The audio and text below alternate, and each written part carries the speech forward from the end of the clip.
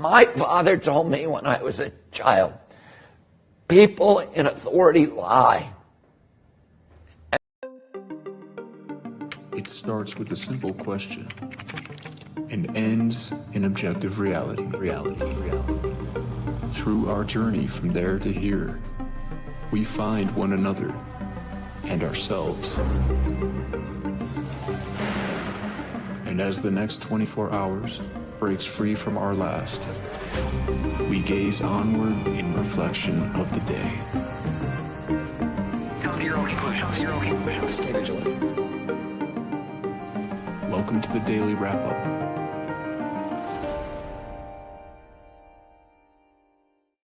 Monday, November 3rd, 2025. Thank you for joining me today. Definitely an important kind of general view today. We're going to, I put off a lot of foreign policy conversation today to sort of focus on some of the more nuanced points that I definitely think are important with sort of my new, what I was kind of like piecing through the last week of trying to figure out how to maneuver through what's important and what's not when it comes to just, the whole flood the zone tactic, whether it's left or right, or just the government trying to overwhelm people with information, which we all know is a major part of how this is done today. So the idea of, whether they're lying in certain circumstances and whether that's important for you to see, or maybe you didn't see that, which is why it's important for me to make sure people know that they're lying.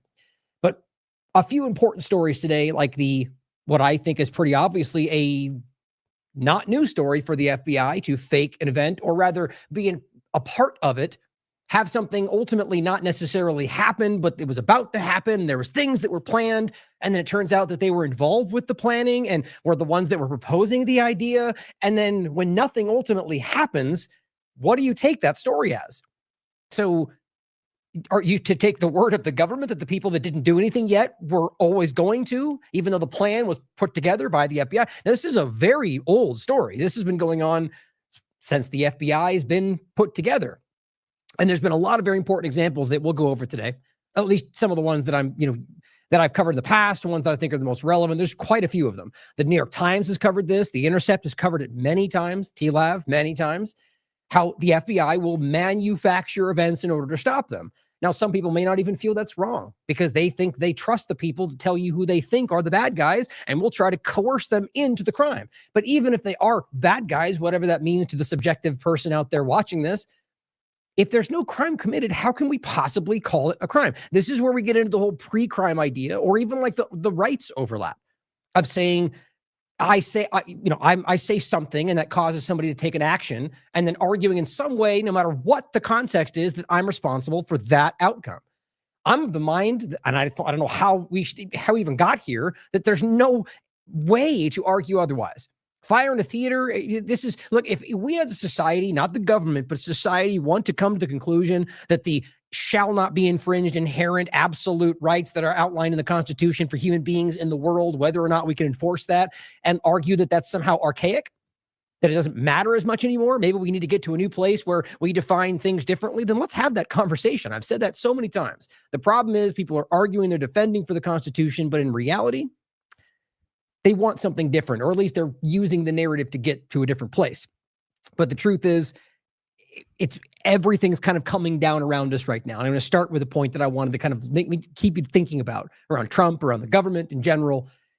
The incremental moves, kind of what I was getting at there, the slow boil, the reality of driving us into a position where the government's always wanted us, but hasn't been able to get you there, whether technologically, whether with your rights. And today we seem to be dangerously sliding in that direction. So thinking about Donald Trump, and today we're going to talk about more than the false flag point. We're going to talk about FBI, ICE. We're going to start with some follow-ups, but a lot of just dishonesty. The other main story, by the way, the two of the main stories is the reality, not new. We've been talking about it, but a really obvious point of drones and tech in Israel coming home to surveil U.S. cities. With everything else we've talked about, it becomes very more than alarming. But today, thinking about Trump, and I don't want this to be taken as Trump versus Biden or left versus right, because if you watch this show, I don't feel that way. I think our government, the power structure that it is, use different people, different momentum to achieve the larger long-term goal. And whether that's about U.S. interest or something larger, you can decide that. But this point applies to anybody who's been a president, anybody who's continued the agenda. But just today, it's very, very important for people that somehow think that he is the one pushing back against that agenda, that he is the one that's fighting the deep state, whatever you think that means, fighting the power, pushing back against the long-term agenda, the World Economic Forum, vaccines, anything. So as well as the peace president, which we'll have a point, not today's show, we'll get to in a future, hopefully tomorrow in regard to more of the foreign policy stuff, but to make that point today in a broad sense, that he's not the peace president.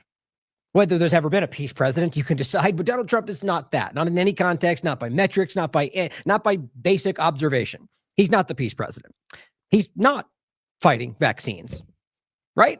I mean, can we all just acknowledge that? He's totally not fighting the vaccine at least not even close to the way that even his core followers, even Maha, had even slightly expected. The opposite direction. Self-amplifying shots, more COVID-19, in particular, mRNA shots for COVID-19, but on a Stargate platform, right? He's not fighting vaccines. He's not arresting Bill Gates.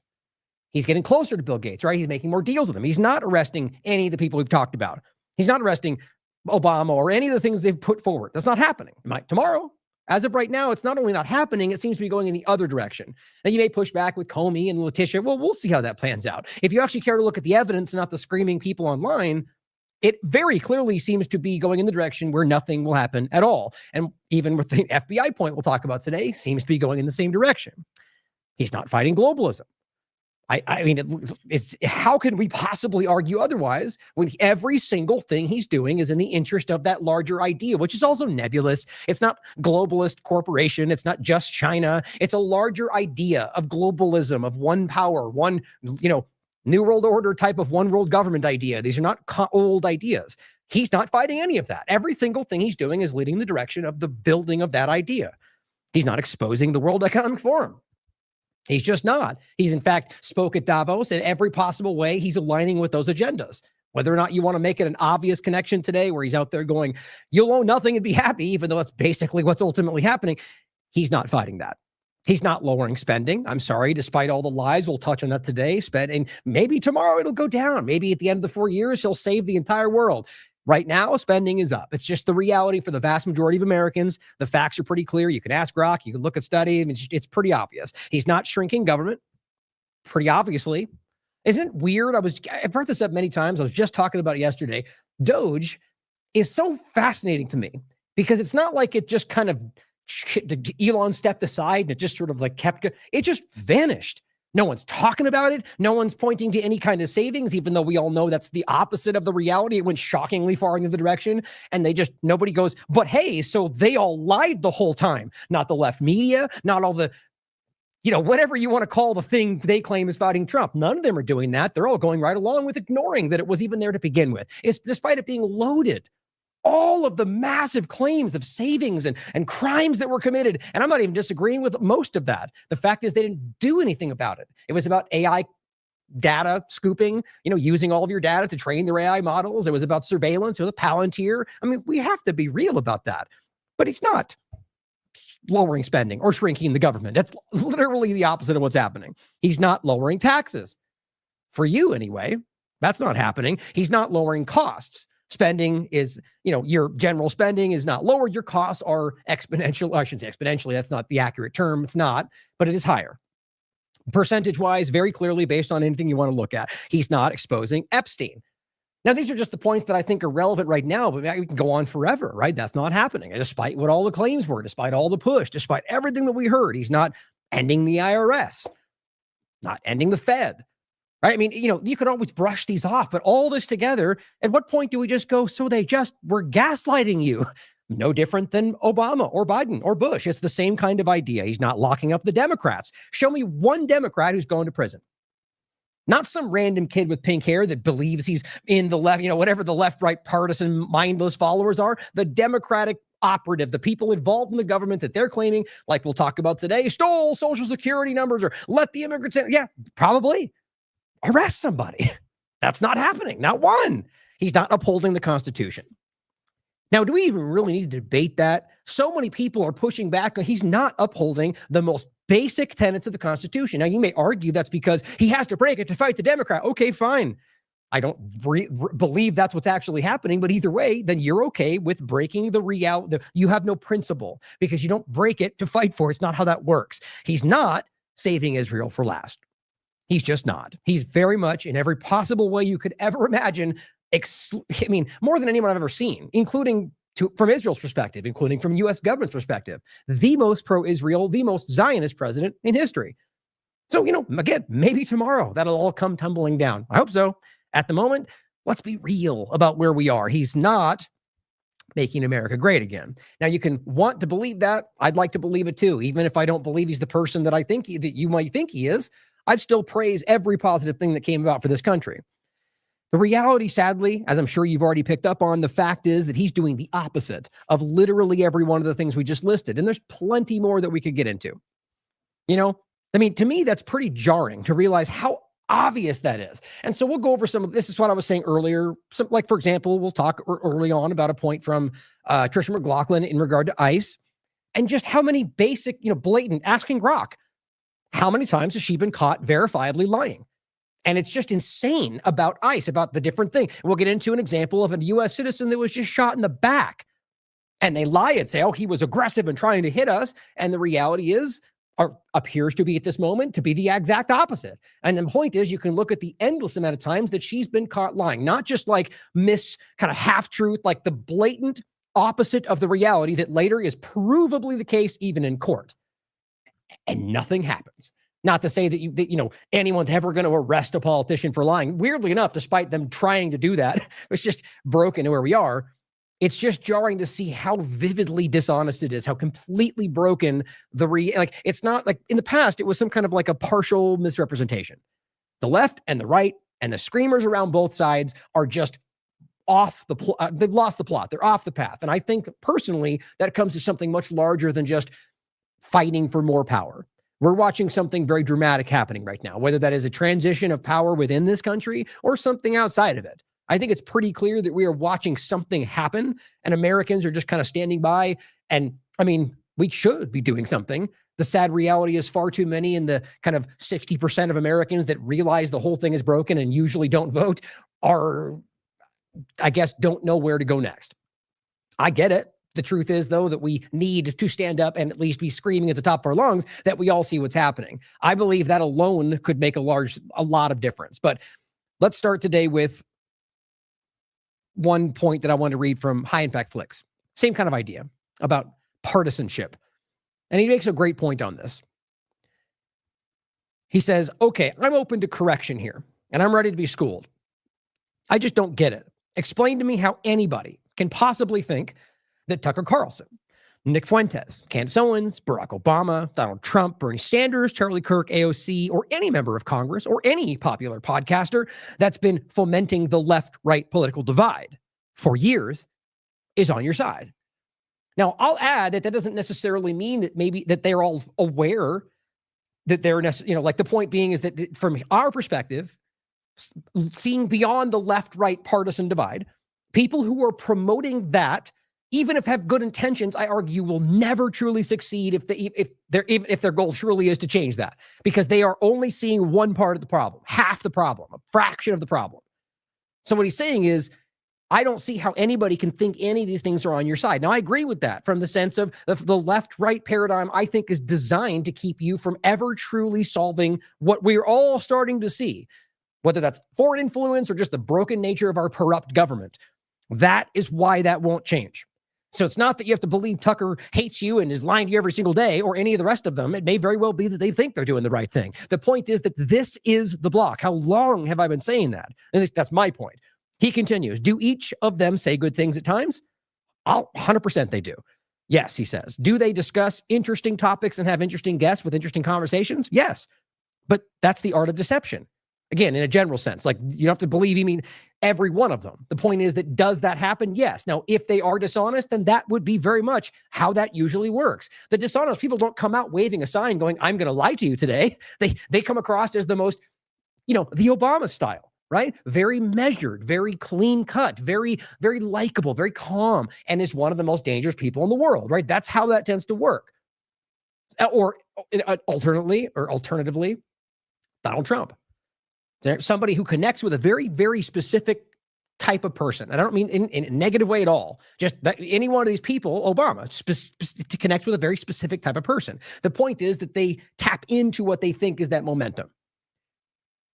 And it's very, and that, I mean, I would add the one difference is that Trump does appear to be very, I would argue, easy to see being dishonest. But that's where I bring in that there's something else happening. That's my opinion, though. Overall, though, the point is clear that the best lies tend to be buried in truth.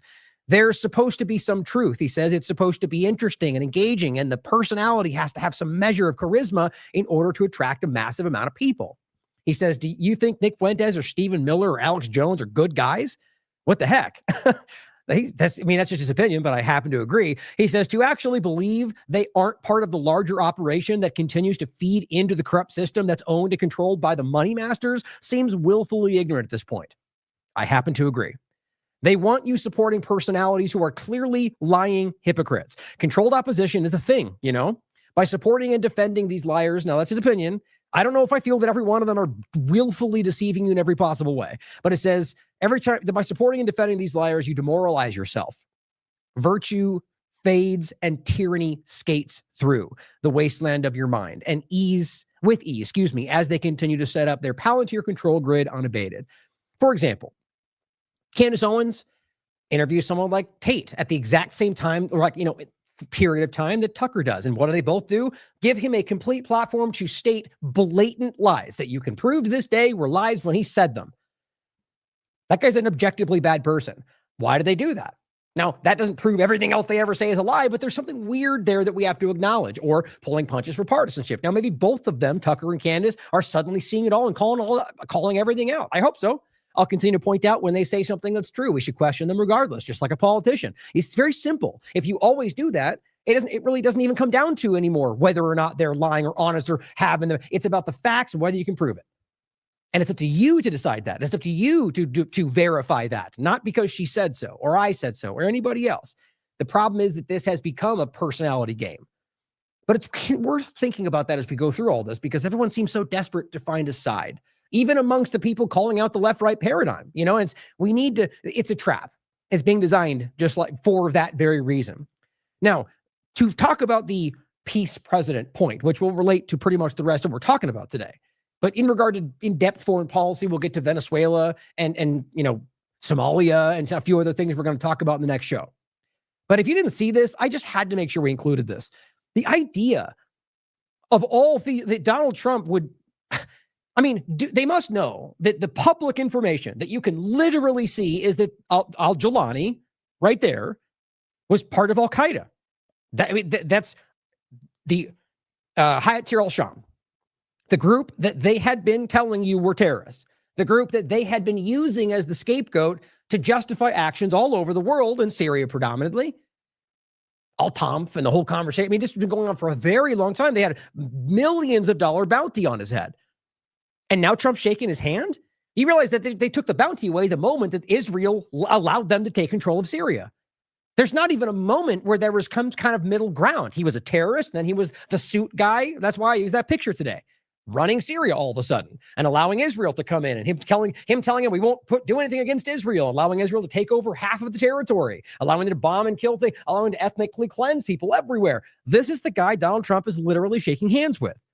As Daniel McAdams says, literal ISIS is joining the U.S. anti-ISIS coalition. U.S. foreign policy in a nutshell. Exactly. It's insanely stupid. We have gone so far away from even pretending. They're literally going, let's make look, this, to jump far ahead, this has always kind of been happening. We've seen U.S. politicians float even the idea of maybe we make a deal with Al-Qaeda. There's a reason that was being kind of clumsily put out there, because they've always, as I've been telling you my entire career, funded, armed, and worked with ISIS and Al-Qaeda. They're proxy elements of Israel, the United States, and plenty of other overlapping factors. It's not a secret. It is one of the easiest things to prove in this conversation. Sort of like the Al-Zav movement in Ukraine being the exact same thing. I'll grab James Corbett's our watch through around the documentary that's about this very point, in case you want to go deeper and have the receipts to just nail this to the wall. And you'll never again question whether or not Israel and the United States, at least in some points in the past, up until this very day, have been funding and working with the very groups they claim to be fighting all around the world. Hamas and Gaza being a perfect example of that. They use these things to manipulate you. Here's Donald Trump telling you he's, the peace president, saving the world, fighting evil, whatever narrative is out there. And this just makes that all ridiculous. Al-Shara set to become first ever president to visit the White House from Syria. President. Sprinter Press News. Thank you. It says, heading to Washington to meet Trump on November 10th. And this is the image somebody shared. You have a AI image of Trump and Bibi, giving him a little 1, 2, 3 in the barber chair, 2008, making, but the point being, creating their proxy terrorist element to use for foreign policy, and then transitioning him into the chair for his barbershop remake to have a suit on and become the guy they're using today. I mean, you must realize that they know you know this. They know we see this. This is what it's like everything else we're talking about right now, isn't it? It's like Gaza. They know you know what's happening. They know that we know. They know we're calling it out, and they just don't care. So either you being involved means nothing to them, other than some illusion of a process, or somebody else is completely making the decisions. Foreign power, whatever you think. There's just really no other way to understand this. They're doing things that are blatantly illegal. Now, to say whether or not other countries or other parts of the world are outraged or just using it to reposition themselves against the U.S., I mean, who knows how much is corrupt and how much is not, if any. The bottom line is, that's why many of us go back to government in essence being the problem, but feels like that's just never going to come around to being something people consider, but I'll keep bringing it up until it is.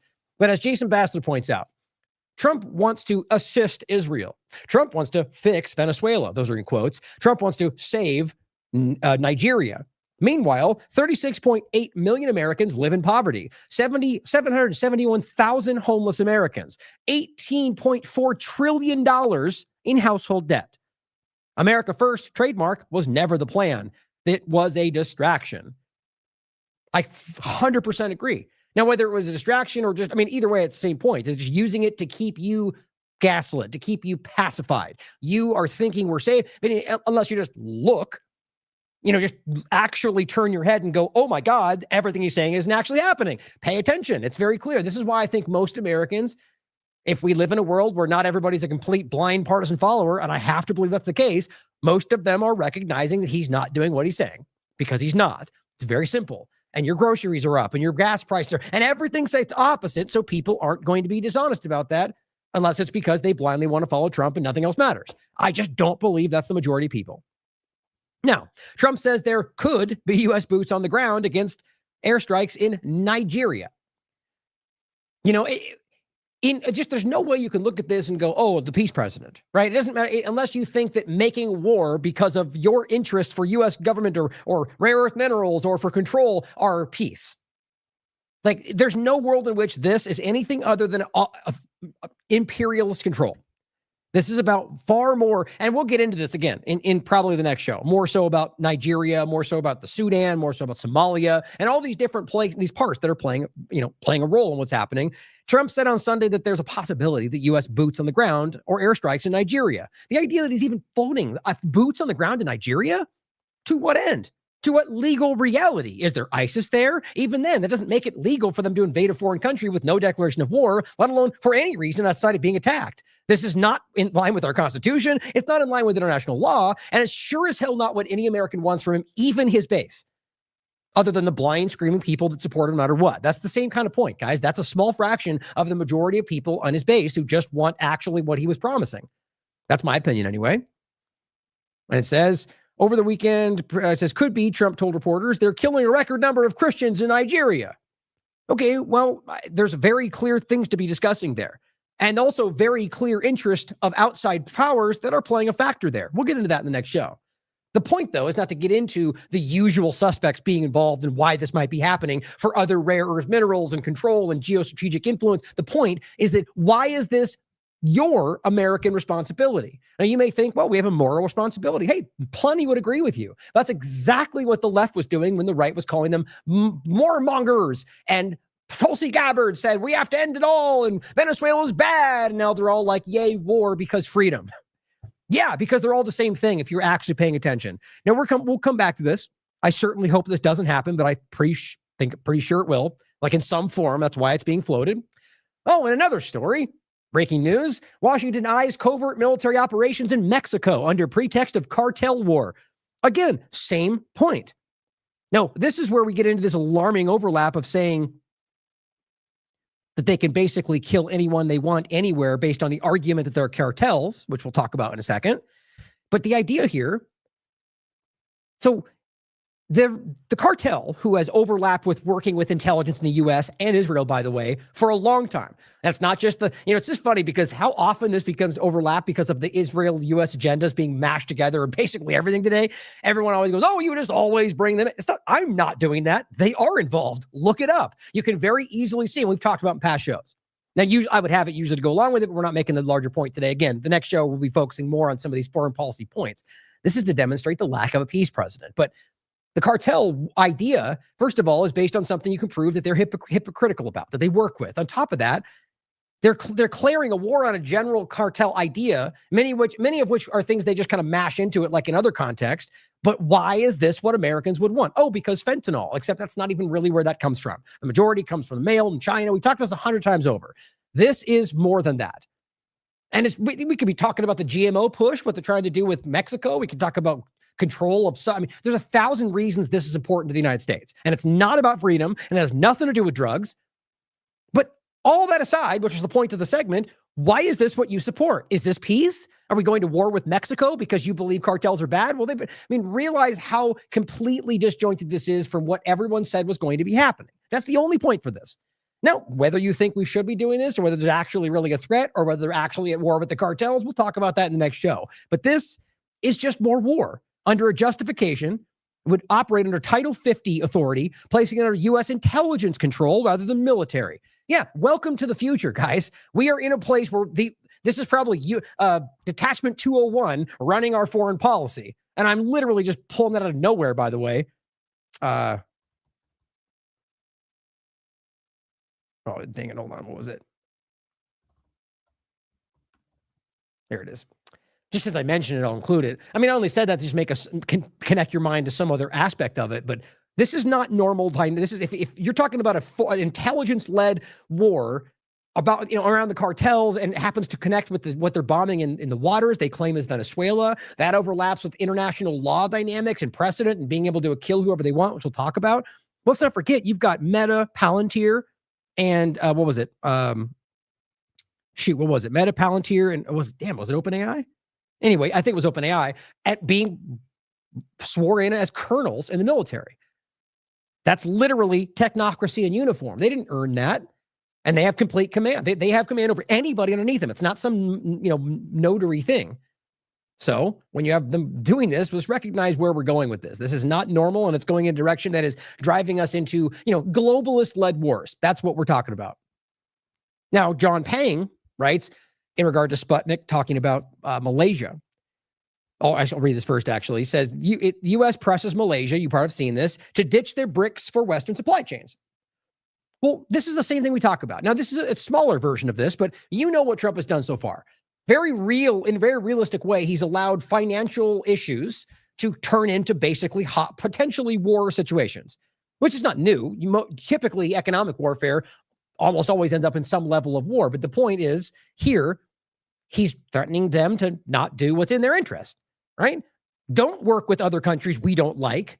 And you have to, you have to rely on us. Now, in many cases, like we saw with Russia and Syria at the time when it was the, now I'm blanking on the terms, the munitions they were using, right? It wasn't just Syria, but there's a lot of different points where they were saying or more in Europe, actually saying you have to buy from the US, even though they got far, far better and cheaper things from Russia.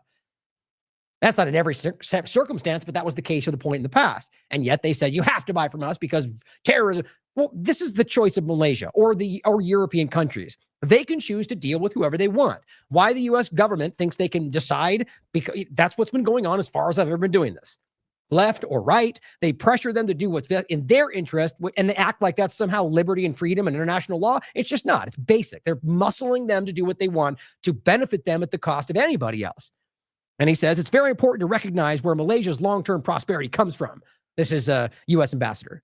He says, which in our view is from its deep integration in Western supply chains. And there's another clip if you want to watch down here. And John Pang, who is the ASEAN, Community of Common Destiny for Mankind. I'm familiar with him. He says, and I am sure we didn't know where our prosperity came from before we were told by the U.S. Just such always these pompous kind of entitlement, I guess. But he goes, and their Western supply chains? Point well taken. Not really when you break it down. I mean, Trump's definitely trying to at least says he's trying to create that dynamic, but it's just the idea that you're saying you need us. It's a threat. Let's make it simple. It's a threat. They're saying, stop working with BRICS countries, work with us, or we're going to make something. And how much you want to bet, they absolutely don't even hide that. But this is not about peace. It's happening everywhere. How about Somalia? As Caitlin Johnstone points out, what percentage of Americans do you think are aware that Trump has bombed Somalia nearly 100 times this year? Probably none. Would it even be 1%? Antiwar.com, U.S. bombed Somalia for 3 consecutive days. Why is that not covered even by the Democrats that supposedly hate Trump? In the media, anyway. Interesting point. Well, as Scott Horton writes, here's Dave DeCamp, who we just interviewed, by the way, hoping to work more with him. Good conversation we had about primarily the Venezuelan boats. But he says, good talking to these guys. They had a podcast about Somalia, and Scott Horton says America's longest war, just short of 25 years now. Remember that this is not new. And there's never been a declaration of war, and they're very much conducting war there for a long time now, left and right, pretty much as far back as you want to look. And of course, let's not forget the very clear reality that they have been involved for a very long time. This is from 2017. I believe it was antiwar.com at the time, and it says, what you aren't being told about the U.S.'s war in Somalia? It's just never stops how these things are much, I mean, over like even one, but 2 administrations, it seems like American people just forget everything from before. Yes, on Sunday, the U.S. military carried out, this back in 2017, airstrikes in Somalia against al-Qaeda-linked terror groups. Right. We just went over that. Long time this has been happening. I'll include this interview with Dave.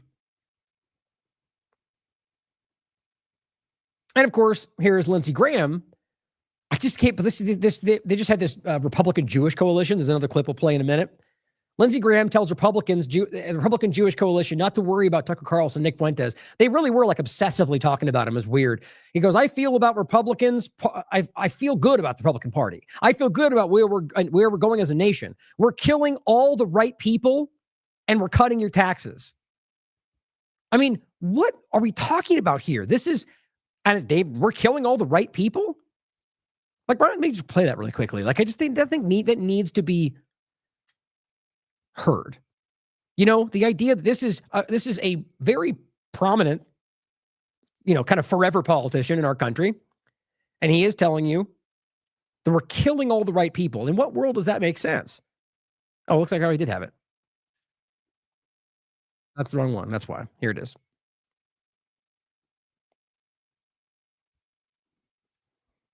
Recognize Jerusalem as capital of Israel.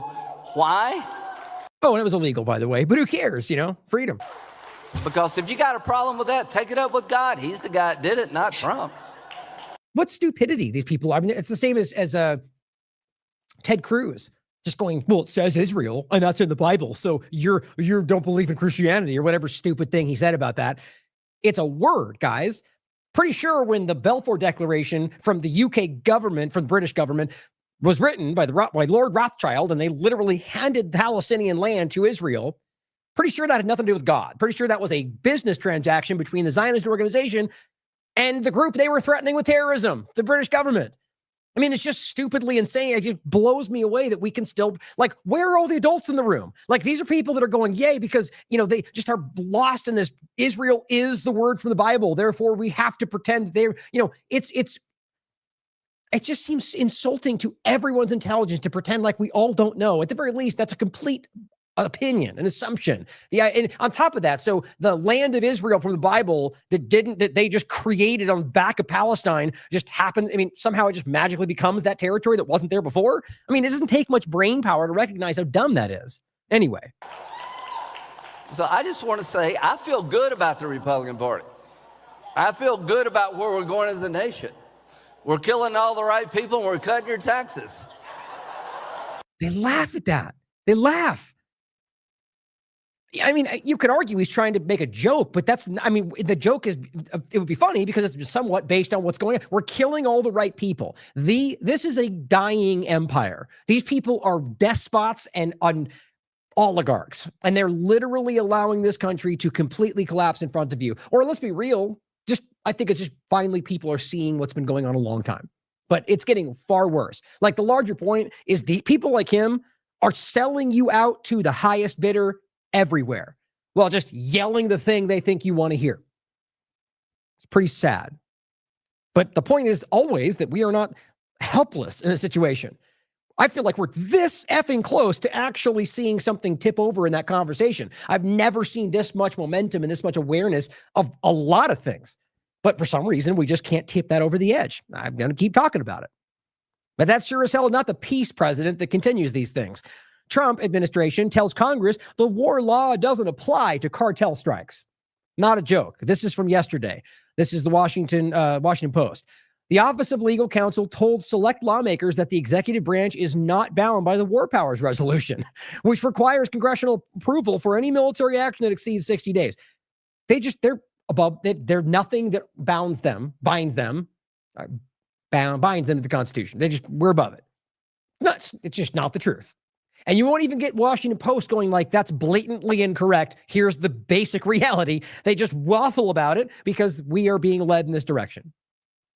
Then where this connects to the next part. Greg Sargent points out, this is in regard to the bombing of Venezuelan boats, or what they claim are, which most are not. It says, this is very bad. Representative Adam Smith tells me in the briefing, Pentagon officials said they reserve the right to kill people who are affiliated with their list of narco-terror groups, which is just a mash together of whatever they claim they want to fight. He says, under questioning, they wouldn't define what affiliated even means. Don't forget they said 3 hops away. How childish these people are. So you can literally be, as somebody wrote, right, the neighbor of the neighbor of the barber of one of the people that are connected to Nicaragua, and that's 3 hops away. So you can be executed if you're in a boat they claim are. This is coming home. It's already home, is hopefully the point you're catching on to. But it's happening, not this exact point, but what they're doing with the drones we'll talk about, with everything else, with the surveillance. We are a half a step away from the argument that them or even Israel or anybody else involved can just execute people they claim are doing the thing that they're fighting at the moment. It says the administration has designated drug cartels as terrorist organizations. Now, how long until they connect that with Antifa? How long until they tell you that is where they all work together? Now you've got a foreign terrorist designation, then you overlap that with Iran. I'm just throwing it out there, just an opinion. But once that happens, it seems to check all the boxes. It says Trump has inherent constitutional authority, they claim, to order the strikes to defend the country against attacks. No one's attacking the country in regard to these boats. Not even close. Not even if they're selling drugs. That will never hold up in any court. And it says, but as legal experts note, this gives Trump the power to unilaterally execute civilians who are not in any meaningful sense akin to terrorist groups or waging war against the United States, with zero due process. Meanwhile, lots of evidence cast doubts on whether some of these people were even trafficking drugs in the first place to the United States, or in general. Insane. And as Max writes, the Trump administration folded the phony war on drugs and the fake war on terror into the narco-terrorist designation to justify executing anyone they want in the Western Hemisphere. This is an obvious pretext to conduct political assassination of figures who pose no threat to the United States. Now, look, when I say they don't have anything new, at least they found they folded plan 1 and 2 together and made a new plan. But this is what we are accustomed to. This is really just the war on terror, the war on drug, the same premise, the same long kind of undefined, we can do what we want because national security kind of game that they always do. It's just very, very, very obvious right now. And with Israel's overlap to that, I think this becomes a lot bit more concerning. Now, this is where this overlaps. So right now, we just did this show, and I really do think this show was very important. I wish it was shorter, but it's just such a powerful one. The focus was simply on this. DHS lies about deporting U.S. citizens, and then we talked at the end about the potential to readying to attack Venezuela. But the majority was simply about the lie, the blatant and ongoing, I'll prove again today with 3 more clips of how they're lying to you about whether U.S. citizens are being detained. There's tons of them, even above and beyond ProPublica, which again, it frustrates me how even people that watch this show, like, I made it clear like 17 times in that conversation that I'm not just taking ProPublica's word for it. You can look at the article and look to the source material, which is what I do from day one, every time, all the time, and find that you can prove it from court documents. You can find it in videos that I can prove it without that. That's just additional. It's on top of it. But even people that support this will go, but I don't trust ProPublica. What do I do? And it's like, it's frustrating. We need to be able to see the reality that the content, like the source is important, but the source material is the absolute. And if you can go to the source material, the person delivering that is irrelevant to the conversation. You can read the article and go, oh, here's how they're trying to use that information to manipulate you. The reality is the information is there. And above and beyond 170, on top of the fact that I showed you a U.S. citizen, because the court ruled that as such, was already deported to Laos, and they don't care. DHS lies about that. And Noam stands up. McLaughlin stands up and says, we aren't detaining U.S. citizens at all. They're just lying because they know they can get away with it right now because the president does not care about you knowing they're lying or whether people try to stop them. So watch this show if you want to see more. Here are some more examples that'll really upset you. ICE shoots a food bank worker at the Inland Empire, California, a father of 3 and a U.S. citizen. Carlos Jimenez was en route to his job at a food bank where he pulled over to support a neighbor being surrounded by ICE agents. Jimenez was shot by ICE agents in the shoulder. This is the second ICE shooting in California in 9 days, and the second in this location in 2 months. We reiterate, they write, the call to drop the unjust charges facing Carlos Jimenez and to end ICE terror in the communities. Now, this is a real story. Oh, here. Oh, I had that backwards here. Let me show you this real quick, and we'll get to the story itself.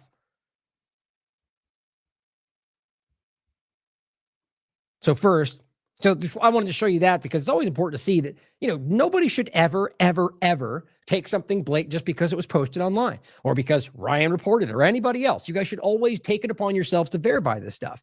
The point is that was something that was out there and there's nothing to back it up. And so we have to look further. That was kind of why I wanted to show that, but we'll come back to it. This is important just to see 2 examples of just unnecessary force, which is everywhere right now. I don't think I included it. There's a clip also of, just random, a mailman walking up behind people who were arresting somebody. He was like a foot away from them, was walking up, said something, and it literally does not matter what he said. And the ICE agent turns around, ring camera caught it, and he shoves him to the ground. A federal employee. Just the point is these people are clearly of the mind they can do whatever they want.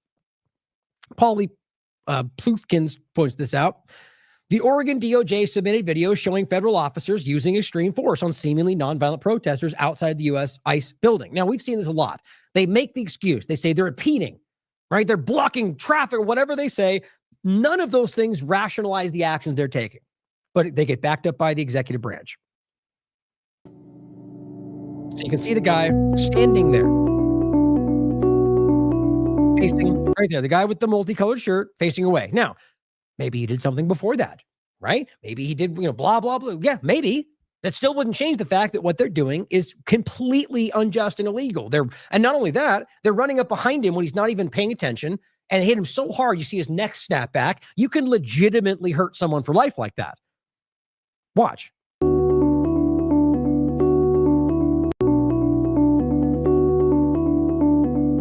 These are just angry people, guys, who just want to punish that person for whatever perceived issue they had. And they rush him with pepper spray and go and rush him. Now, here's the thing, guys. What they do right there, which is what I believe this is people that are standing there aren't violent. They either manufacture or rationalize a thing, or I saw him throw something earlier. And so they run in, they push the guy to the ground. Then they use that incident to justify what they just did. Oh, now it's violent. We got to shut it all down. We are dealing with one of the most dishonest, our government's been doing this my entire life. Rather just enforcement, police, local police stations, but it does go all the way to the top. Have manufactured reasons like we saw with the Zionists, like we saw with the college thing, with Trump's overlap with it. They will manufacture reasons to shut these things down.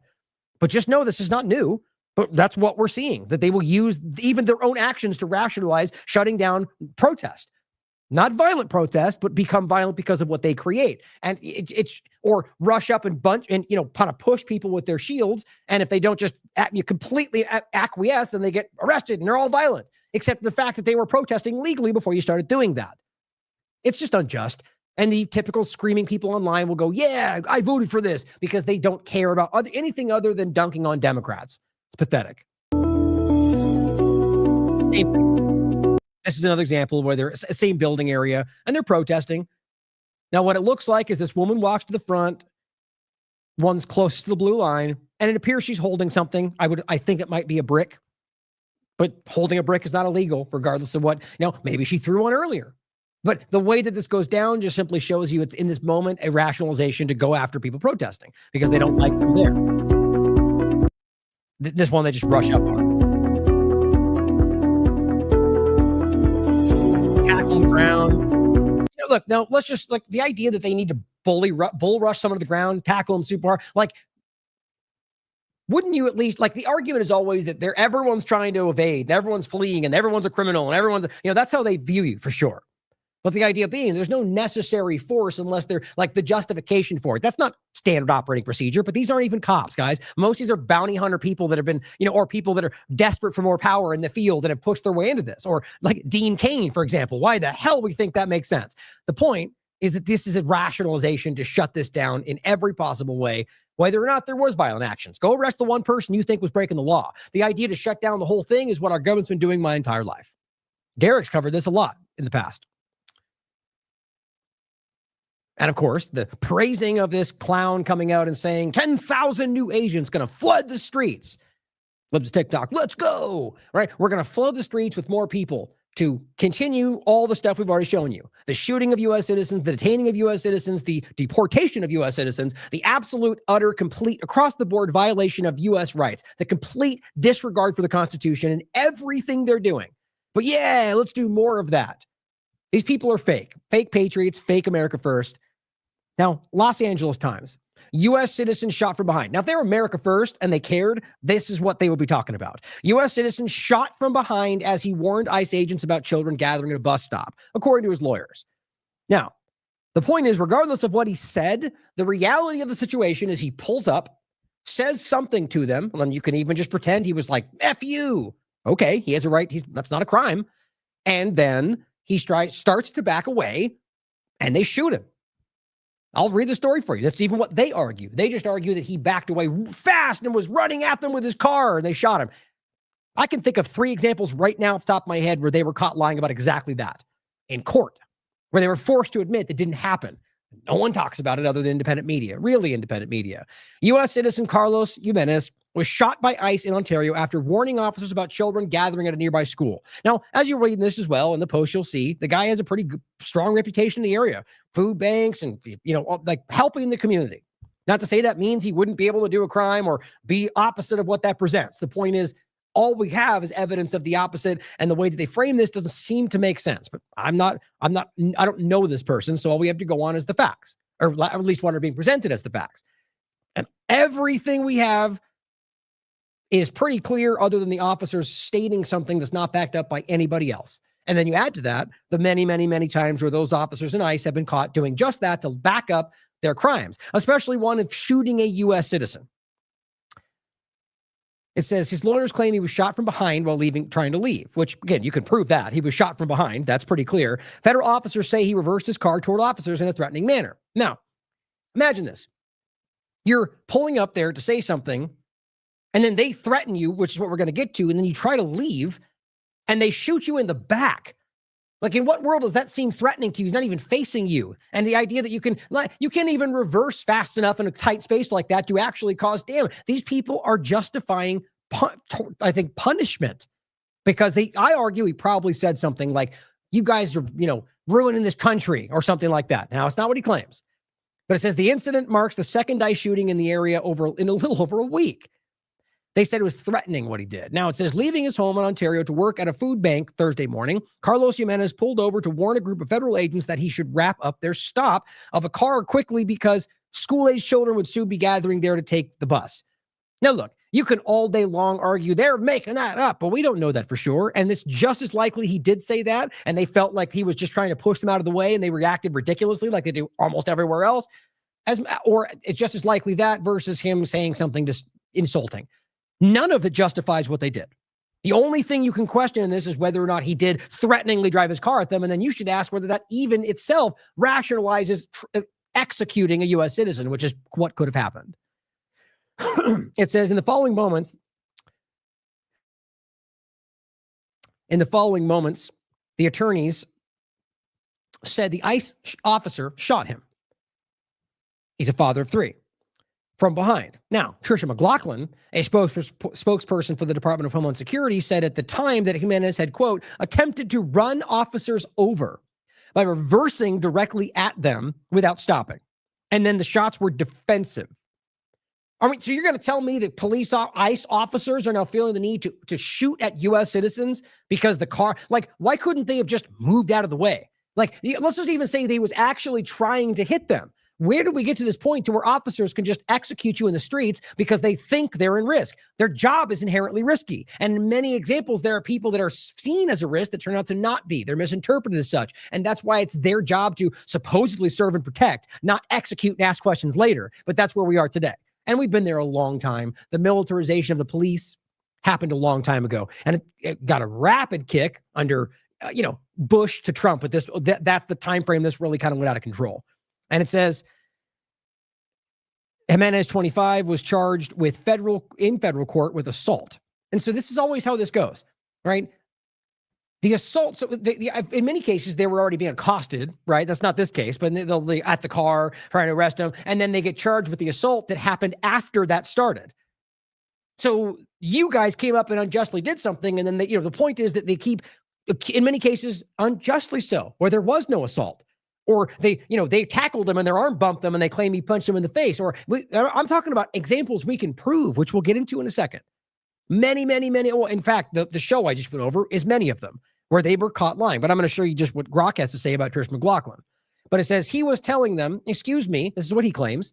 Can you guys please wrap this up? And immediately, he says, the masked agents pulled out a gun and exchanged some words. He says the agent is also shaking his pepper spray. Now, he says he's in fear and he's trying to get out of the situation. So the police don't dispute this. The idea is that they said that they were already worried, which I'll read to you, and they pulled this gun, which why would you pull your gun in that situation if he hadn't yet started to reverse at you dangerously? You see my point? So you pull a gun on an innocent person who is there not breaking any rules, and then he moves the car and you open fire on him.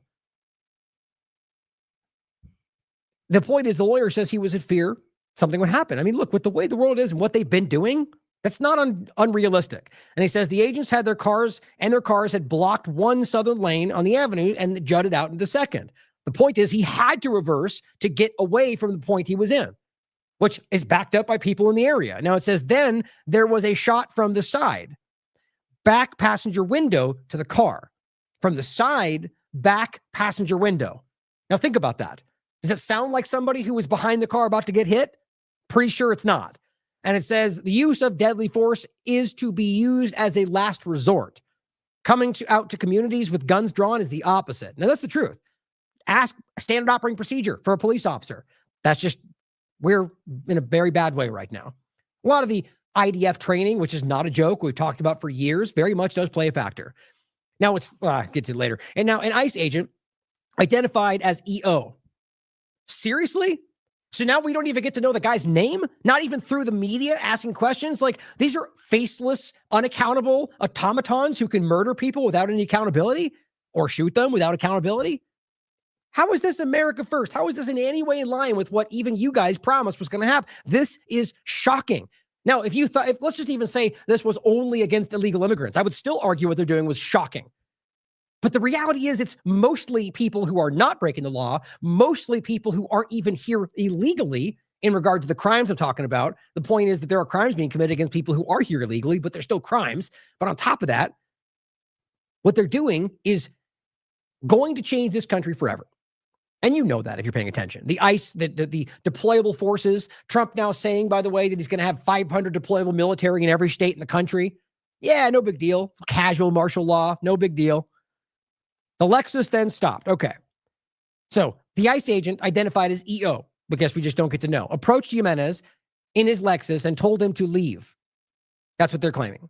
Then the agent holstered his firearm and pulled out his pepper spray, according to the complaint. You had your gun drawn before you even knew what was happening, before he was even in. Think about that. Now it says he pulled his car forward to the left. Quote, the Lexus then stopped, turned its wheels, and then rapidly accelerated in reverse back toward a Border Patrol agent named in the complaint as Officer NJ. Are you kidding me? The reason is because they won't be allowed. Nobody can bring them to court. You don't know who they are. You can't have them testify. You can't find evidence. You can't get their body cams. That's insane, guys. This is completely illegal. And it says, and the Honda, it says, named in the complaint, and it says, and the Honda, the agents had stopped, which had 3 people inside. Okay, so the bottom line is, based on what the lawyer says and based on the circumstances, so this will come out in court if they actually charge him, which I don't think they will. He was trying to back up to get away exactly the way he thought they were trying to tell him to. And on top of that, if he was going quickly, it's because they were literally pointing guns at him and pepper spray. That's what seems to make sense. Now, it says McLaughlin called it at the time, quote, another example of the threats our ICE officers are facing day in and day out, and they risk their lives to enforce the law. Okay, well, she also said, where was it? Oh, I think it's right here. So the point, before we get past the article, U.S. citizen shot from behind as he warned ICE agents. So regardless of anything, I mean, look, the idea, guys, is this cannot be allowed. You can't have a situation where these people who are nameless, faceless people in a government enforcement squad, you're opening fire on U.S. citizens without any real justification in a situation which does not merit that. On top of it, which they're breaking laws in every which way, and then to charge him with assault for something that didn't even, realize it didn't happen. He didn't hit anybody. They claim he tried to, didn't, and they shot him. And then then you charge him with assault? I mean, guys, this is just beyond the pale. Okay. Grok. Now, and again, I bring this up every time, but I think it's the reason I find this to be important. And Elon just said they just updated Grok, right? Now it shouldn't be so woke for you. Well, I find it increasingly interesting to show the Republicans more than anything that Grok says they're wrong. Now, this is Elon's Republican Grok fighting the woke algorithm, right? Okay, how many times has Tricia McLaughlin, a spokesman for the Department of Homeland Security, been caught provably lying about an immigration enforcement? She has made at least 7 statements that were later proven false through video evidence, official records, court documents, or contradictory DHS internal statements, meaning that they later put a statement out that proved she was lying. Like the kid they claimed they arrested in coming over from Mexico, who was a U.S. citizen, who had an ID on him, and they literally just said, we picked him up in Mexico, because they had to cover their story. They lied. I talked about it then. These falsehoods primarily aimed, as Grok says, to downplay controversies around ICE, on their arrests, detentions, operations, often by misrepresenting timelines, identities of agents, victim details, or agency practices. Now, here's an example. Democrat lawmakers body slammed ICE. Remember that one? And all the screaming people like Torter and the rest who all came out and said that's what happened. Well, their own video showed that no body slamming took place. No, that didn't get as much attention, did it? Benny Johnson and Nick Sorter didn't come out and go, we were wrong. They just rushed into the next lie. But they were lying about that. Now, this is not to say that there was not unjust actions by Democrats. That would be an assumption on your part. The point is to say that that one claim was false. In this case, number 2, a detained mother who lost her baby in ICE custody was a wanted killer, they claimed, because everyone was upset about why they had her. Well, no criminal record or warrant ever existed. They were lying, and their own records confirmed that she was a nonviolent detainee. They lied about her because they had to cover their butts. Still got no attention. Now, by the way, guys, these stories, every one of these we've covered in the past. On top of that, there is source material you can check for yourself. Do not take Grok's word for it. I never do. Video of a Chicago area teen girl's arrest, or violent arrest, was from a year ago. That was McLaughlin. I remember that when we talked about it. And she said, that's an old video, you fake news Democrats. She said it was a burglary from Chicago PD and it wasn't even ICE. Well, she lied or was wrong. And I argue in some cases, they're taking the Nick Sorter post and thinking they're real. It says video metadata, bystander footage, and local police confirmed that it was recent and it was ICE. Isn't that funny? Okay. 13-year-old boy detained. Most of these are in October, by the way. 13-year-old boy detained by ICE in Massachusetts possessed a firearm, a 5 to 7 inch knife, they said. ICE's own field report and family statements showed no weapons. The boy was unarmed. DHS quite literally then said that. Do you realize how insane this is? How many times? This is just the ones that they're pointing out. And these are major statements that you can prove they knew they were lying about in order to protect their agents who are breaking the law and hurt American citizens. This one, ICE does not arrest or deport U.S. citizens. Yeah, we know that game. That was Bondi. They've all said that. And they're all lying to you. Actually, not Bondi. I think it was McLaughlin and Nome. October, children were never zip-tied during ICE operation in Chicago. Well, eyewitness videos and the attorney reports showed kids zip-tied, hearing dismissal, Supreme Court filings confirmed stops based on ethnicity. We've covered all of this. It was very clear. And there was photographs of it. So these people are just desperately lying. And I think it's because they know that if they just yell the lie loud enough, people will just ignore. They'll go with what the team says. Senator Alex Padilla did not identify himself when they came in the thing and there was a whole conflict and whatever. Well, it turned out the video showed him repeatedly identifying himself. We talked about that one too. It's just wild, isn't it? This is just McLaughlin and just from Grok. I guarantee you there's a lot more than that. So talking about the surveillance overlap before we get into some Epstein points and then we get into the false flag, which I think people want to hear about. Dropsite News writes, ICE buys social media surveillance tool tested by Israel and Gaza. We showed you this in the last show. ICE just bought a social media surveillance bot. Now, this is Israeli tech. Now, we talked about the Signal Labs. We talked about, where's the other one? The Customs Enforcement Agency. That was ICE. Where was it? I guess, what was it again? Remember in the chat, remember what it was. Signal Labs, and it was I thought it started with a C. I thought it was... Anyways, the point is, on the last show, we covered it. The point was both of them are, completely immersed with Israeli tech. Some of them are R&D in Israel. Some of them are still run by Israeli UN 8200 alumni and current members. Or the funniest part for me was the one where they were claiming it's a U.S.-based company and it's this U.S. and you go down and every single part of it was at, R&D's in Israel. It's run by Israeli UN 8200. It's built by them, founded by them, but a U.S. citizen runs it, so it's a U.S. company. That's what's happening today. So the bottom line over all of it is that they're working with ICE. As we just showed you what they're doing, they're training with the IDF. They're using IDF tech to surveil Americans. This has to matter to people who are not blind to what's happening. So on that note, Gray Zone had an article that came actually from Do Not Panic Substack.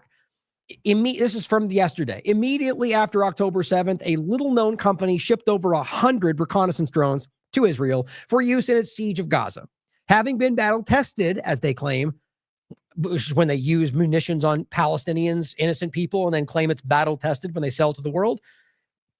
Having been battle-tested on Palestinian civilians, the UAVs are now being used to surveil you all across America. AI-powered quadcopter drones used by the IDF to commit genocide in Gaza are flying over American cities, surveilling protesters and automatically uploading millions of images to the evidence database. Biometrics, things that are not their right to take and are being sent back to Israel and are very much violating your rights and being used to identify, to find connection. Like the idea is these protesters, they're trying to find a way to rationalize shutting it down. To claim that you have a side connection to some Antifa member that's connected to Venezuela. Who knows what they're trying to do. The drones are made by a company called Skydio, which in the last few years has gone from relative obscurity to quietly become a multi-billion-dollar company and the largest drone manufacturer in the United States. Well, you know how this works. All right. These are the players infiltrating these ideas. There's plenty of other drone companies. This is one that's patched together by intelligence and Israeli influence and are being now randomly out of nowhere became like the thing across the country and going around the world. It's not secret. The U.S. must realize that almost, I would even argue probably even a better profitable deal. This is about surveillance control. This is the control grid. The extent of Skydio drone usage across the U.S. and the extent to which their usage has grown in just a few years is extraordinary. The company has contracts with more than 800 law enforcement and security agencies across the country, up from 320 from last year, March of last year, exploding. And their drones are being launched hundreds of times a day to monitor people in towns and cities across the country. So you have Israeli and intelligence tech from the United States surveilling you all over the country. Why is that something Americans want? In fact, it's not what they want. In fact, nobody voted for that. But this is something Trump has rolled out more than anybody ever. Let's be honest about that. Why do you think that is? You think that's in your interest? You think it's going to be only about immigrants and they're all going to go away? No, guys, the military won't. The drone system won't. The counter surveillance won't. The AI run, they won't, guys. This is your future. And it seems to be inevitable unless we can actually step up and recognize that it's not one side versus the other. Skydio has extensive links with Israel, of course. Now, we went over that in the previous show, as well as the overlapping tech behind it all. Not in the Skydio in particular, but the general point of the background, startup city dynamic. According to my research, it writes almost every large American city has signed a contract with Skydio in the last 18 months. That's where we are. Biden to Trump, ushering in the control grid right under your nose. In Miami, Skydio drones are being used to spy on spring breakers. And in Atlanta, the company has partnered with the Atlanta Police Foundation to install,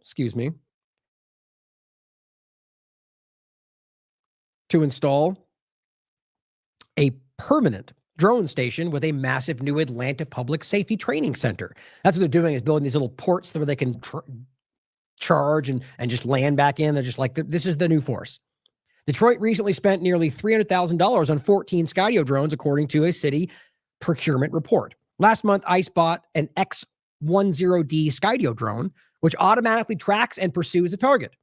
Yeah, think about that future, right? We're seeking drones. That's already there, guys. They're using it in Gaza right now. U.S. Customs and Border Protection has bought 33 of the same drones since July. This is just beginning. This is going to explode. The AI system behind Skydio drones is powered by, guess what? NVIDIA chips. We've already talked about the overlap with that, the Israel connection. It just doesn't stop, and enables their operation without a human user. The drones have, and remember, the connection being through Trump's administration and the socialist communist kind of overlap of, there's so many examples of these. The drones have thermal imaging cameras and can operate in places where GPS doesn't work, the so-called GPS denied environments, right? So meaning that they're next generation, where they're not just, stuck to having to operate within these ecosystems. They're now able to go where GPS is not required. They also reconstruct buildings and other infrastructure in 3D and can fly at more than 30 miles per hour. Skydio's first investor in 2015 was none other than Andreessen Horowitz. Yeah, your buddy Mark Andreessen, the good oligarchy he wants you to believe, and Ben Horowitz. And both are notorious Zionists.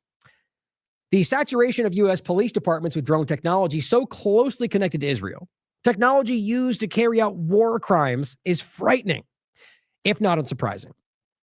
Skydio drones will be central to the rapidly advancing, as he frames, proto-fascism in the U.S. and the crackdown on Antifa and other so-called domestic terrorists by the Trump administration. Now, the point is, even if you think that Antifa is exactly what they claim, this doesn't go away. This becomes the infrastructure forever. And then you become the next possible terrorist because you're saying things the government doesn't like. In this context, the bigger surprise is that the rapid expansion of Israel-linked surveillance drone technology across America has so far gone largely under the radar. Skydio is also a large supplier to the Department of Defense. Of course it is. Look, if you're ever worried about Israel influence, infiltration, tech-wise, and everything other into our government, guys, that has long since happened. Long since happened. I don't think I have it right here, but there's the clip of, perfect. I do have it. This is not necessarily what we're getting into, but just so you can hear this clip again, what you're seeing in this discussion right now is the Department of Defense being, using Israel to, whether you think they're, there's one way to look at it, that the U.S. government is completely overtaken by Israel, and that they know what they're doing. Maybe you don't think that. Maybe you think it's the other way around. But either way, the point is that Israel, using these things, does have inside access, back doors. This is what they do. They're very public about this. In fact, the clip I won't play again, but the one from 60 Minutes is making it very clear. The world is our stage. We build fake companies. We affect the supply chain. We can do this anywhere in the world. We just heard them. We just heard the Mossad, ex-Mossad head, say that we do this in literally every country. It's everywhere in your face. So this is just simply, I'm blanking on his name all of a sudden, Wilkerson, telling you that that's the case, that they own the Pentagon, right? We just need to be real about where this is. Otherwise, it's never going to change. It's unquestionable that the Epstein business was heavily influenced, let me put it that way, by Mossad. And so that's somehow emblematic on these huge geopolitical issues. Yes, I watched Mossad take over the Pentagon. In 2002, the Pentagon was infiltrated by Mossad. They did not need any identification to get through the river entrance of the building. They went upstairs to Douglas Feith, the Undersecretary of Defense for Policy, the third most powerful man in the Defense Department. Occasionally, they went to the second most powerful man, Paul Wolfowitz, the Deputy Secretary of Defense, and they had run of the Pentagon. Donald Rumsfeld, the Secretary of Defense, said to my boss one time, "Hell, I don't run my building. Mossad does." It's just so crazy. Well, to finish the article, it says the Department of Defense recently signed a contract to provide the U.S. Army with reconnaissance drones. You know, or maybe they blow up in a certain circumstance because Israel executes a certain agenda because the U.S. government's no longer doing their deeds. You know, kind of thing that I think the U.S. power structure is very much aware of. Right? You've all got a piece of Israel in your pocket. They're not stupid. Skydio shows once again how Gaza is the laboratory for weapon makers, the place where new surveillance and apartheid technologies are simply tested before being refined and used in the West. And next year, Skydio is rolling out new indoor drones. We can only speculate as to what extent these new drones were informed by the learnings accrued via genocide. So I'll play this clip again, since this is the point. This segment. Now remember, this is the U.S. veteran, I believe, Green Beret, who worked in Israel with the GHF. You know, really the ISIS-linked gangs they pretend is the Gaza Humanitarian Foundation. And he told you, he reported, Tucker and plenty of others, that he watched them execute people. He watched them set them up like a Hunger Games situation, and they all tried to debunk this guy and discredit him. And the reality is it's only become more clear. What he's telling you in this clip, as he's continued to speak out about this, is that what he saw there is that they're bringing this home. I don't know how many more examples we need to see, or people that who are there, who see it, who are telling you this is coming if we don't do something about it.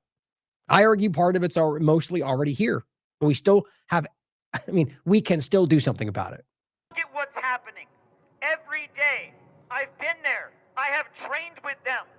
I have been to Israel where ICE agents and DEA agents and other three-letter agencies train with the Israelis, with the gendarmerie and the Israeli police force, training with them.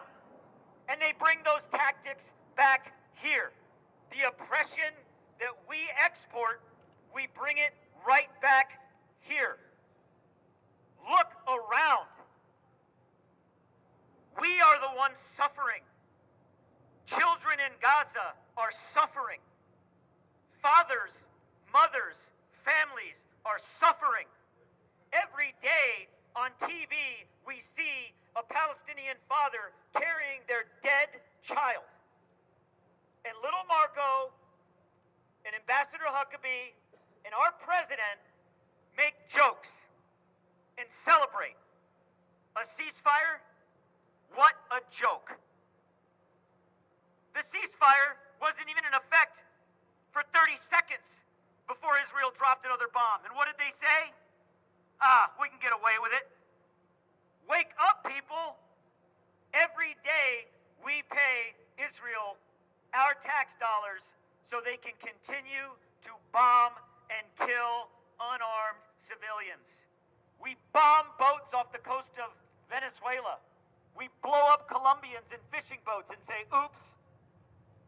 If you don't think that won't come to your neighborhood, think again. I have seen it. It is coming.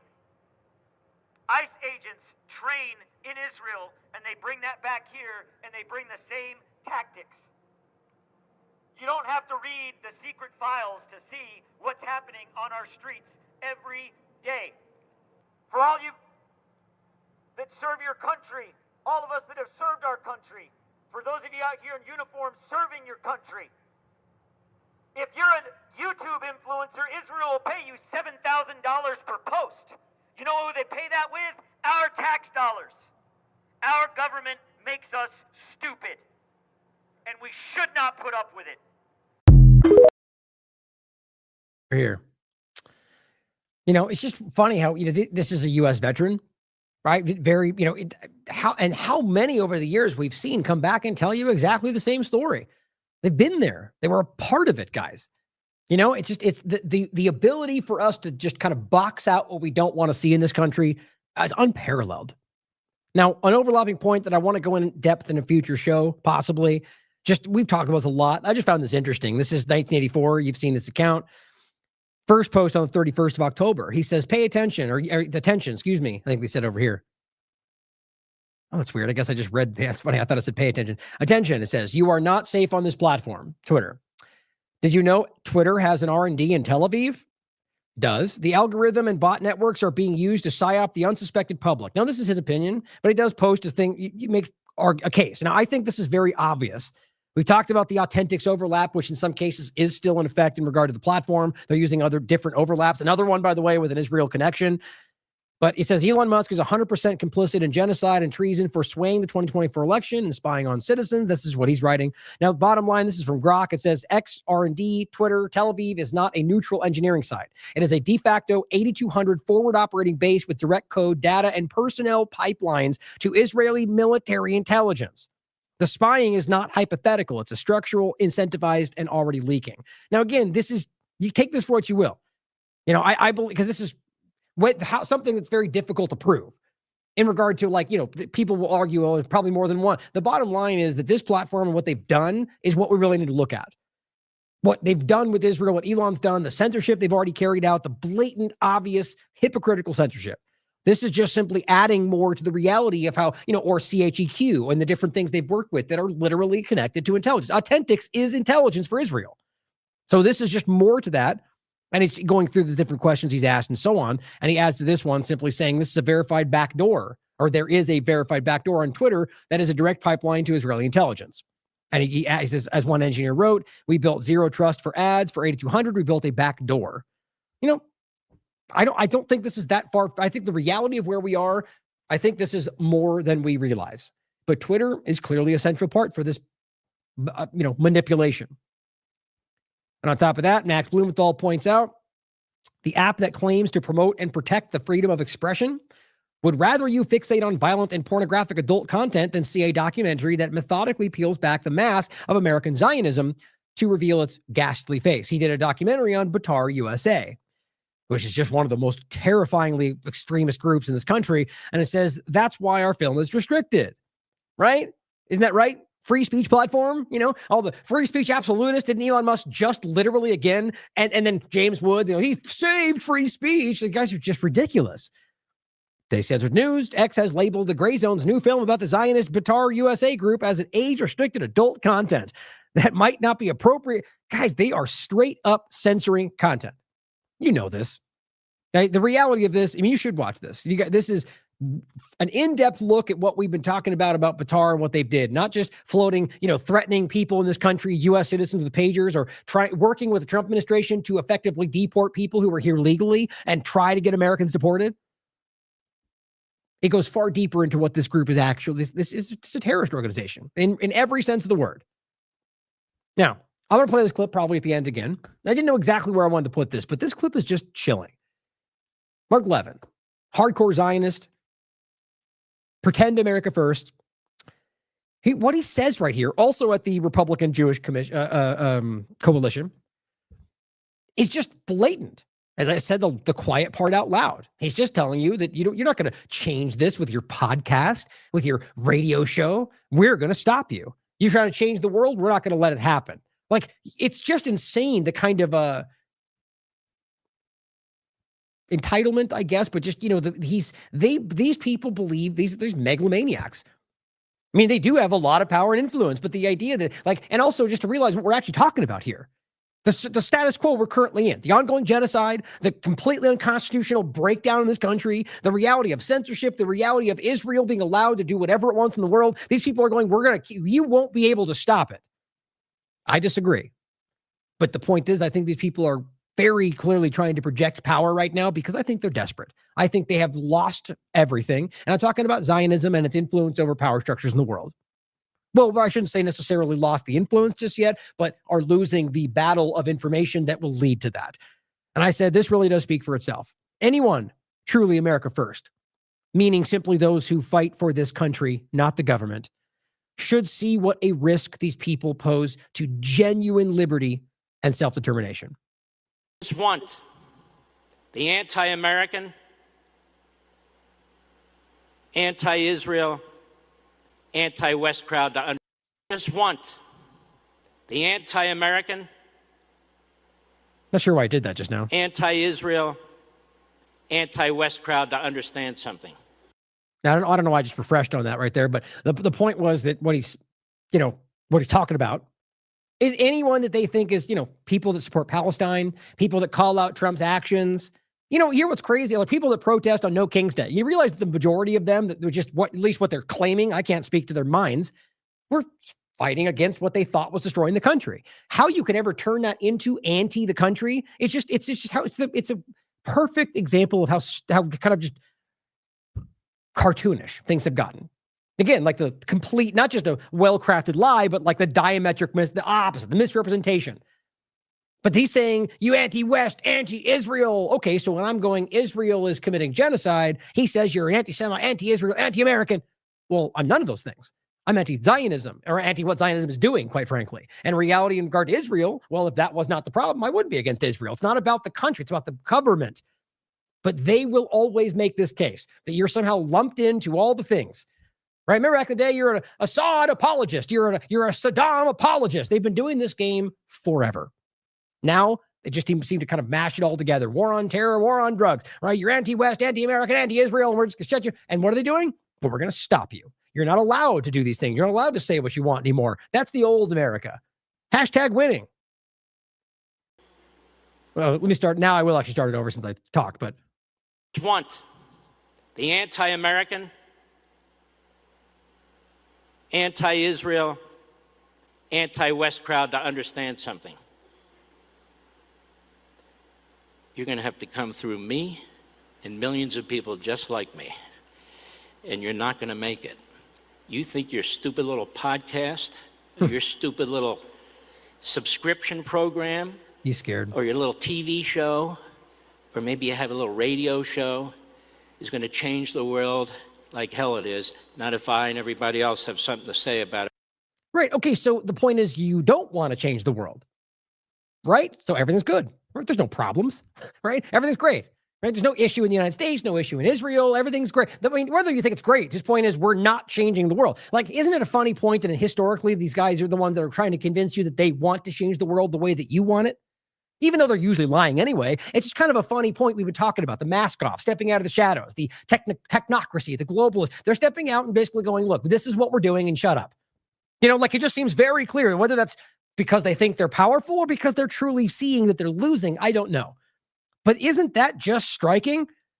That, your stupid little podcast. I think what he means by your little radio show is Tucker Carlson is not a little radio show. That's just funny how these people, because that's largely what they were kind of downplaying is Tucker and all these people. And no, the reality is that the world is very much recognizing this. Now, whether Tucker's truly calling it out and it's more opportunism or not, I don't know, but I'll support him calling it out regardless. And this is, I think, people who are losing control, not the other way around. Now, I think, but I'm going to go through this really quickly. I want to get to the Kash Patel part. But this just updates on Epstein, Massey. I pointed this out the other day. He simply said, not a hoax. Release the files, investigate. Sorry, I'm not going to I'm not going along to get along. And then he pointed to the New York Times reporting. JP Morgan alerted U.S. to Epstein transfers involving Wall Street. Said, where did $1 billion go? Point is, there's just a ton amount of information and evidence out there that they're dragging their feet on. They don't want you to see. You might have seen that the prince, no longer the prince, was stripped of title. It's actually pretty crazy to me. They're over here going fake news. It's a hoax. It's all, why Epstein? Who's that? And then over here in the UK, this guy loses his title because of it. Massey says this is a victory for victims. However, it appears that rich and powerful men in the United States have immunities and privileges exceeding those of royalty in Britain. Speaker Johnson is avoiding a vote to releasing Epstein files by keeping the House in recess. It's not a hoax. Prince Andrew will be stripped of his prince title and be shown the door at the Royal Lodge. Now, this is interesting. This is what General Flynn points out. He says, Prince Andrew should go to prison if he abused children. Why? Because what their statement was, because Prince Andrew's trying to claim that, basically nothing really happened, right? But the king takes action against his own brother with the strongest of statements, he writes. And here's what the statement says. His Majesty has today initiated a formal process to remove the style, titles, and honors of Prince Andrew. Prince Andrew will now be known as Andrew Mountbatten Windsor.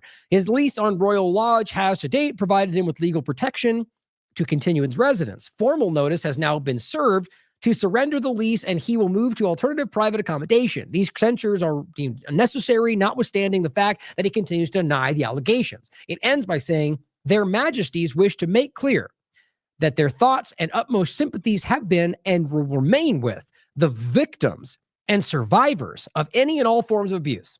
So it just seems very clear that they're insinuating that he very much did abuse children. So it's kind of crazy to think that the U.S. government, the ones that built the momentum, the current administration, on exposing all this, are the ones now acting like it's not there, when even the Prince Andrew just lost everything and his own brother is going, he did some bad things. That's just pretty wild to me.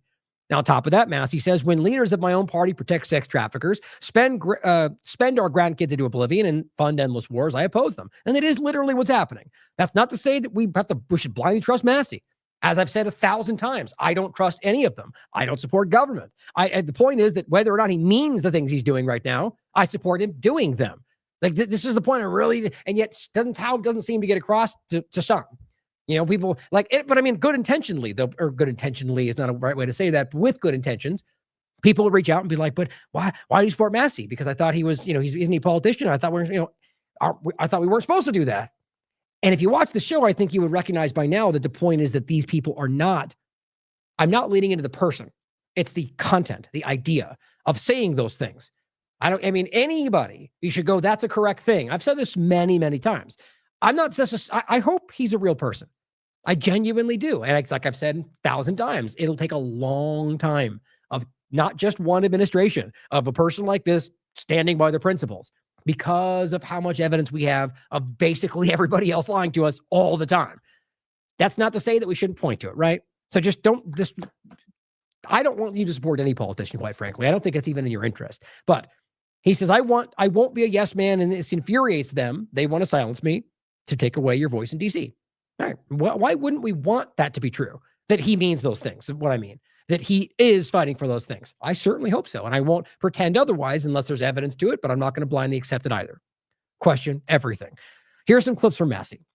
That's why I'm saying all that, because these are important clips that he's saying, but it doesn't mean we should blindly trust him. It has to be the constant roundabout thing. So here's a clip there's 3 clips I'll play quickly about him discussing why he thinks this is taking place.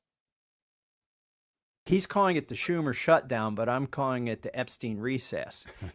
Not only are we shut down, we're in recess, and that's unconventional, unprecedented in the 13 years I've been in Congress. The other thing that Speaker Johnson established a precedent on himself. Until Speaker Johnson had been Speaker, I never had observed this, but he swore in 2 members during a pro forma session. They happened to be Republicans, and now has no real good reason for why he's not swearing in the Democrat during a pro forma session. Okay, to the Epstein thing. One of my favorite memes on the internet, before I get there, let me set it up. The president himself has called the Epstein files a hoax. And we know it's not a hoax. My press conference with Ro Khanna involved almost a dozen survivors of Epstein's sex trafficking ring. And they were there to tell us there are other men who they were trafficked to. And they've together collectively, they know what some of those names are. In fact, through their lawyer has informed me there are at least 20 names, and he described their professions, which I said to the FBI director, Kash Patel, when he was there. But getting back to one of my favorite memes on the internet was, it's too bad Epstein killed himself before he realized this was a hoax. Yeah. Like, if it's a hoax, why are they resisting releasing the files?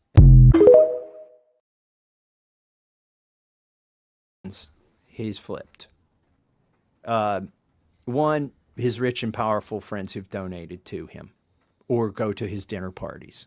Like, he doesn't want to embarrass them. And because, and they may in fact not even be guilty of a crime. They may just be very embarrassed that they were having extramarital sex, with these women. That's a really important point to think about, right? And it's the same argument, though. They're still hiding information that protects terrible, dangerous people. But this is kind of the point about Trump. I'm not going to say I know for sure. I think it's pretty likely with a lot of other factors that there was something going on. But overall, he could just think that his name being present because he knew him would be enough for people to use against him, which is probably true. Nonetheless, he's still hiding all of this, which is what I read it as. I'm on the fence about whether or not he's, part of the criminal, just because Trump's a criminal in other aspects, like every one of these presidents, does not mean we should assume we always wait for the facts. But the fact that he's still holding his feet, or, him and Johnson are dragging this out and doing their best to not let it out, it speaks for itself. It's just really obvious. That's why most people, as someone said in the chat, that was about the Zionist point, but average people, just who don't even pay attention to this stuff, are getting wind of these things. You're talking about Epstein, as the chat said, somebody's wife said he asked him about the Zionists freaking out. It's become so mainstream that's why they're drowning. They are worried that this is not going to go back in the bottle, and it won't. That's the point. But this, I think as well as I that the Epstein conversation overlaps with all of this. If you don't know why, the most obvious point is because Israel very clearly has a sexual blackmail network that they use, and Epstein was a part of that. And so that is one way of a large apparatus of ways that they can manipulate and influence foreign policy of other countries. And that's what he's kind of pointing at right here, of the people that are, trying to hide this. He's insinuated 1,000 ways that Johnson and Trump are either covering up for other people or are criminals themselves, and that's why they want it out, which is seemingly likely choices. For instance, that they were having extramarital sex, with these women, for instance. So that's one thing. But I think there's also the intelligence aspect of this that goes even deeper. Maybe Trump is on one plane and he's thinking, I can't embarrass my friends. But there may be people in the administration who are career people, who are thinking on another plane. Yeah, like that's what the unelected power structure is, like career, long-term, but the Trump is still hiding the horrible thing because he does, that means that he cares more about their interest than he does about American interest, which I think we should be obvious about now. In the administration who are career people, who are thinking on another plane.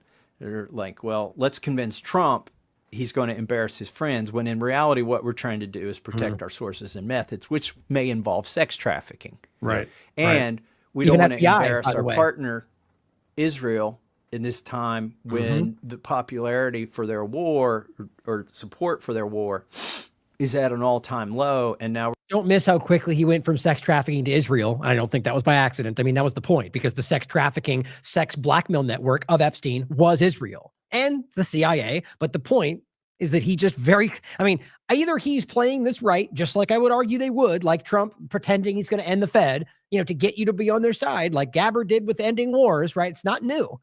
But nonetheless, I support him doing it right now.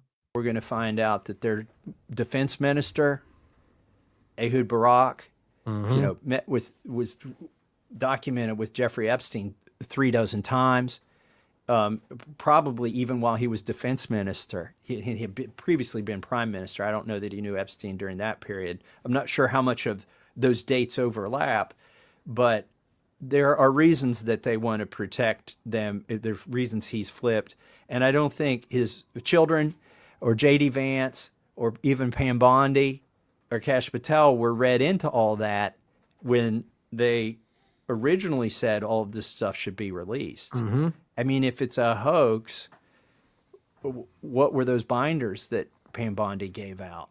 Was she just fueling a hoax? Yeah, that said most transparent administration in history written on the binder. People are such ridiculous clowns. That's not something you write on your own binder and then release. Like, it's just so silly how bad that's the kind of point I'm making. Like, even doing that from in like a careful way, that it's not like somebody else did it about you. It's still silly because they're not. But for them to do it themselves and put their own binders and release them themselves, that's the kind of point I'm making about how they're just not good at this. It's just clumsy, blatant PR in your face when we know they're lying. Don't forget, by the way, DC Drano, Libs of TikTok, what's her name? Liz, what's her name? They were all there, had their binders, and then went on to lie about it like the rest of the players in this game. About Miriam Adelson, the dual citizen, who even Trump believes she's more loyal to Israel than to the United States. She's one of the billionaires who's given over $2 million so far to take me out. One is Paul Singer, who controls the Washington Free Beacon, and he got this hit piece written about $500 because he didn't like seeing his name in the news because I'm putting it in the news. And then he's like a member of the World Economic Forum, and he's your consummate globalist. Yeah, on the side of Trump, of course, because that makes sense, doesn't it? It does to me. Probably.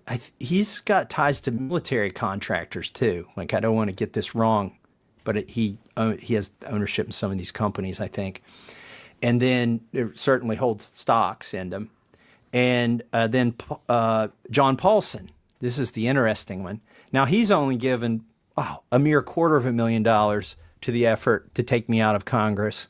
He's like of the billionaires, he's the least of the billionaires. Just so blatant. The least generous of the billionaires to their cause, which is to take out a true American first congressman.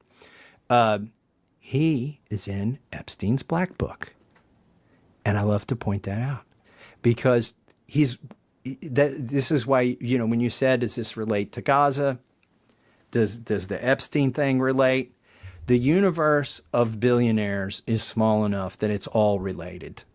The people that control the newspaper that's writing the hit piece are the same people that want the war to go on, are the same people trying to take me out, are friends and co-donors with people who knew Jeffrey Epstein enough that Jeffrey Epstein had their personal cell numbers in his Black Book. It doesn't mean that John Paulson had sex with women, non-consensual sex, or sex trafficked. It doesn't even mean he was at the island. It just means that he was one of maybe 500 or 1,000 people that Jeffrey Epstein was concerned with enough to have his personal contact information. Yeah, somebody says in the chat, I reached out through somebody who had a meeting with him, who did relay my information, gave him my card, and said I'd love to have an interview with Massey. And he'd at least in that engagement said that he would reach out. I don't think this is the crazy thing for me. For all I know, him and a ton of other people have reached out that I've never been allowed to see. My email sit in my head. I don't want to get into it all now, but it is so inherent that these days I just basically hand out my phone number to random people because at least I think I'll get my texts. The problem is I just goes to spam or just literally doesn't come through. I've actually proven that emails have been sent that don't even end up in my spam or anywhere more than once. It's just crazy. That's the world we live in right now. My point, though, is that I did reach out and maybe I didn't get a response. Maybe he did and I didn't get it, blah, blah, blah. The point is I would love to interview him. If you guys have a connection to him and you want to put it in front of him, I would love to talk with him. And I'll be very fair. I won't be a softball, but I'll be very fair because I want to believe that he is going to be continuing his principled stances, but I'm also going to ask tough questions, and I'd like to believe that that's what he would demand if he is what he puts forward. But the one thing that stands out to me, I agree with all he's saying. The one thing that stands out to me is just, it does feel strange, right? That he could be so kind of a cavalier about basically pointing out the biggest thing, like the crux of the thing, like people that could literally take you out and everyone in the world could know you did it and you still wouldn't go to jail. That's the kind of reality we're talking. And yet he just seems like he's kind of cavalier about it. If he ends up rolling into a power position and then kind of pulls a Tulsi Gabbard, well, that'll answer our question. I hope that's not what happens. I'd like to believe that we live in a world where at least it's possible that people can do the right thing and benefit from it. But now in the overlap to that, as he points out, Ehud Barak, Drop Site News just adds to this. You've already seen this, but just to include it for the segment, leaked emails from former Israeli Prime Minister Ehud Barak reveal that Jeffrey Epstein helped open a secret back channel between Israel and Russia during the Syrian occupation, planning a meeting with President Vladimir Putin to discuss removing Assad and promoting a Russian-led peace plan, which I promise you would have still ended up in the same way. There was just another manufacturing endpoint of I argue, what Israel wanted from the outcome. Either way, the point was this is Israel pulling the strings in the background, right? Using through their government, basically, the Israeli government through Epstein, using this network to basically attempt to create an outcome of removing Assad from power in Syria. I mean, this is one small insight. And it says between 2013 and 2016, Epstein advised Barak on messaging the Kremlin, coordinated with Israeli intelligence contacts, and used his elite network to shape U.S. and Russian policy debates over Syria and Iran. Their collaboration revealed a trove of Barak's emails hacked by Handala, also advanced Barak's global business ventures and Israeli security goals. This is what's happening right now in the world. This is what he was kind of just pointing to in that clip. The real situation. Now, even people like Jackson Hinkle comes out, says breaking FBI blocks Tulsi Gabbard office from investigating a foreign power with involvement in Charlie Kirk's assassination. This has been going around, and I think it's pretty obvious. We've seen the effort. Patel, in fact, even going back to this, Kash Patel questions grow as it revealed he gutted the Utah FBI leadership before the Kirk assassination. I find it interesting, though, how much this has kind of spun out a lot of this. Here's the Help Ranger.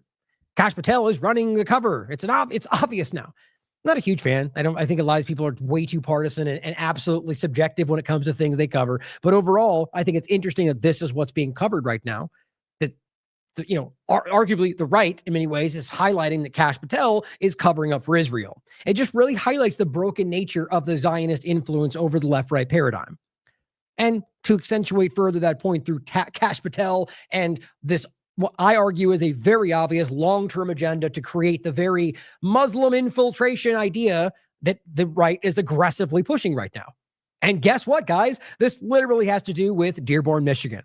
So if they had to fake an event like this, which is what I believe happened, or engineer it, doesn't that speak to the reality of that they're trying to make that there's not, if there was rampant terrorist Islamists running around carrying out terror attacks in Dearborn, Michigan, or at least breaking the law, you would need to do something like this. But that doesn't mean there's not a problem. There's a reality of this conversation. It's not one side or the other. There is a reality of weaponized migration. And I can prove to you that Israel is engineering at least some of that for their agendas within this country. And what are they doing? Creating the ideas just like this, using their fake channels and their fake propaganda to create the idea that there's Islamist militant terrorists all over the world, even though we know that they've all been funding them all over the world their entire existence. On top of that most of these you can prove over the past have been operatives working for Israel in regard to what they're putting forward, like Whitney's coverage of the ISIS guy being caught, or rather a Mossad agent being caught as the head of ISIS at a point, I think 2017, if I remember correctly. I can probably grab it, actually. Let's see. There we go. This will probably pop up. There's a lot of coverage on it, but I believe Whitney's article, yeah, there it is. Israeli website claims it was an Israeli website, claims ISIS commander revealed as Mossad agent. It's not new. Now, back to the point, though, that's not to say that we shouldn't be concerned about people who are extremists breaking the law, whether they're Islamic, whether they're Jewish, whether they're Christian, it doesn't matter. Extremism is a problem, whatever they believe, whatever religion, whatever ethnicity. It's funny how we box it out and be like, nope, just when that kind of person does the bad thing, it's just stupid. This is important to understand. It's been going on a long time. But back in Dearborn, for example, let's just say that there's been an engineered flood of Muslim people in the country, or in Michigan. So what's the issue there at the end of the day is that there's an argument that these people are invading and manipulating the country. Now, if they're breaking the laws, I've said every time, then make the case. I mean, I think that's what's really important. I don't think I'm going to get into it today.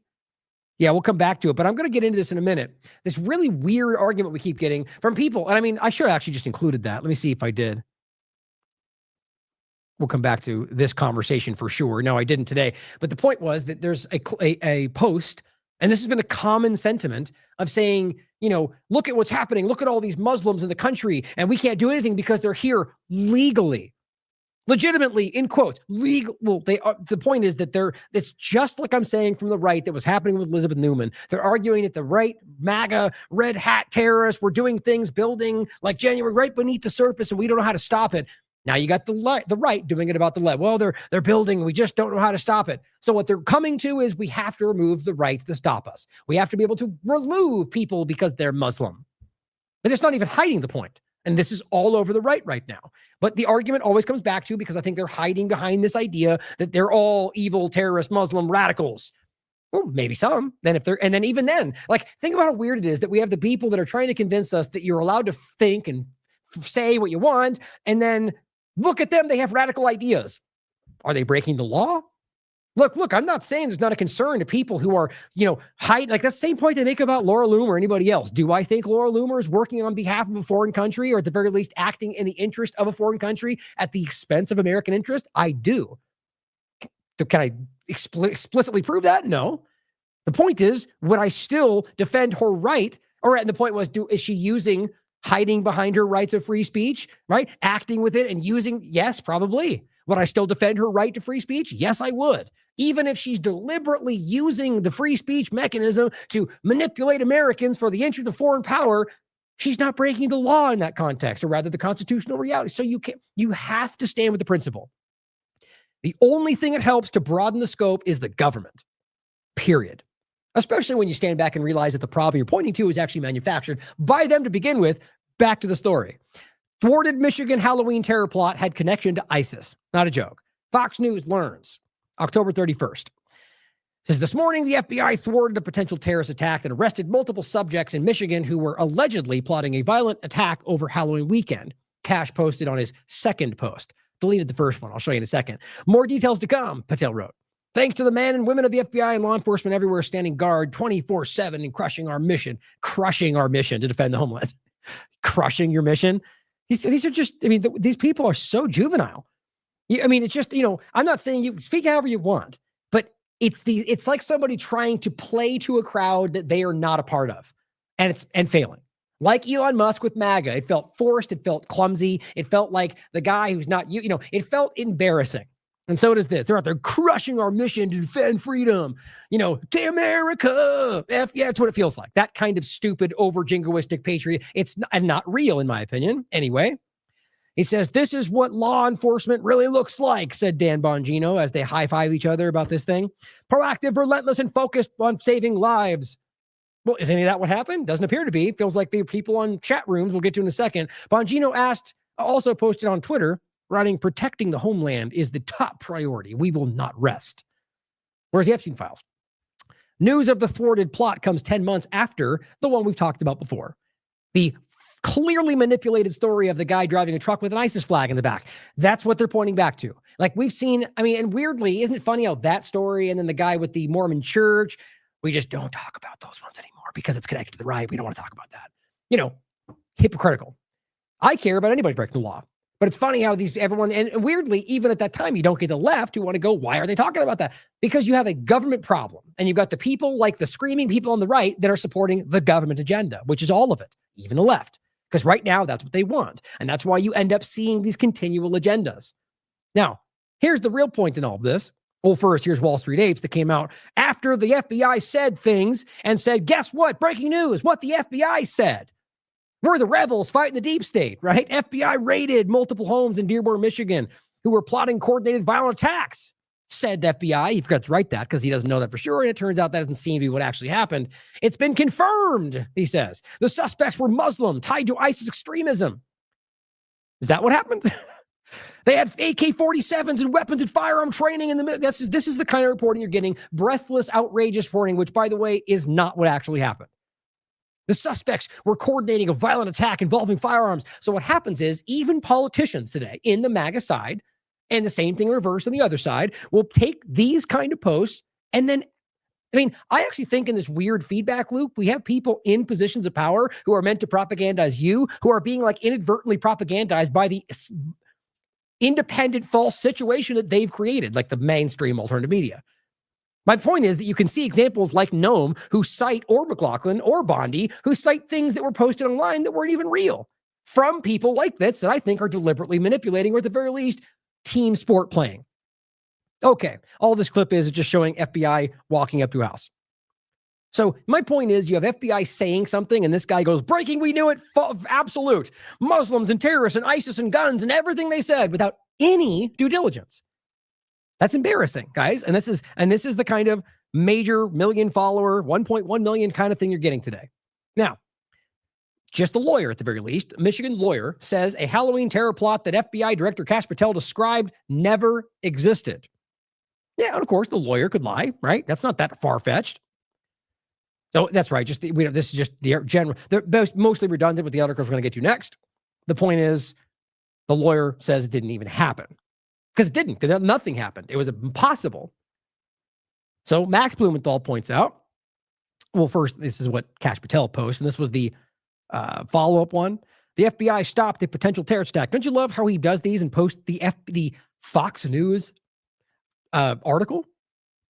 I mean, it's just it's like, this is a PR marketing. This is why I wonder whether these people are actually even in control, whether Dan or Kash or Hegseth, as James Lee pointed out. They seem to be like the staged front of it. The Zelensky 1+1 TV show cabinet that aren't really the ones running the show. That's what it feels like. That's not an approvable point. But everything they do just seems clumsy and like they're aiming it at the propaganda Twitter game and nothing else. But it says, thanks to swift action and coordination with our partners, a violent plot tied to international terrorism was disrupted. Okay. Max points out that in the article and based on their statements that it seems the FBI was involved and stopped before it happened. Looks like yet another case where the FBI informant manufactured a terror case so the Bureau could frighten the public while claiming credit for protecting it. In fact, the FBI says it doesn't even know what the plot was, when the plot would be, what the target would be. It's not a joke. But you see how different that is from what Wall Street Apes was saying? AK-47s, online chats, and a Pumpkin Day reference lead FBI to avert a potential ISIS-inspired terror attack. So this was on the 31st. And it says, just what he wrote there, what he was highlighting for you. An FBI undercover person was introduced into the chat room in the early stages of the discussion. So here's the first thing to think about.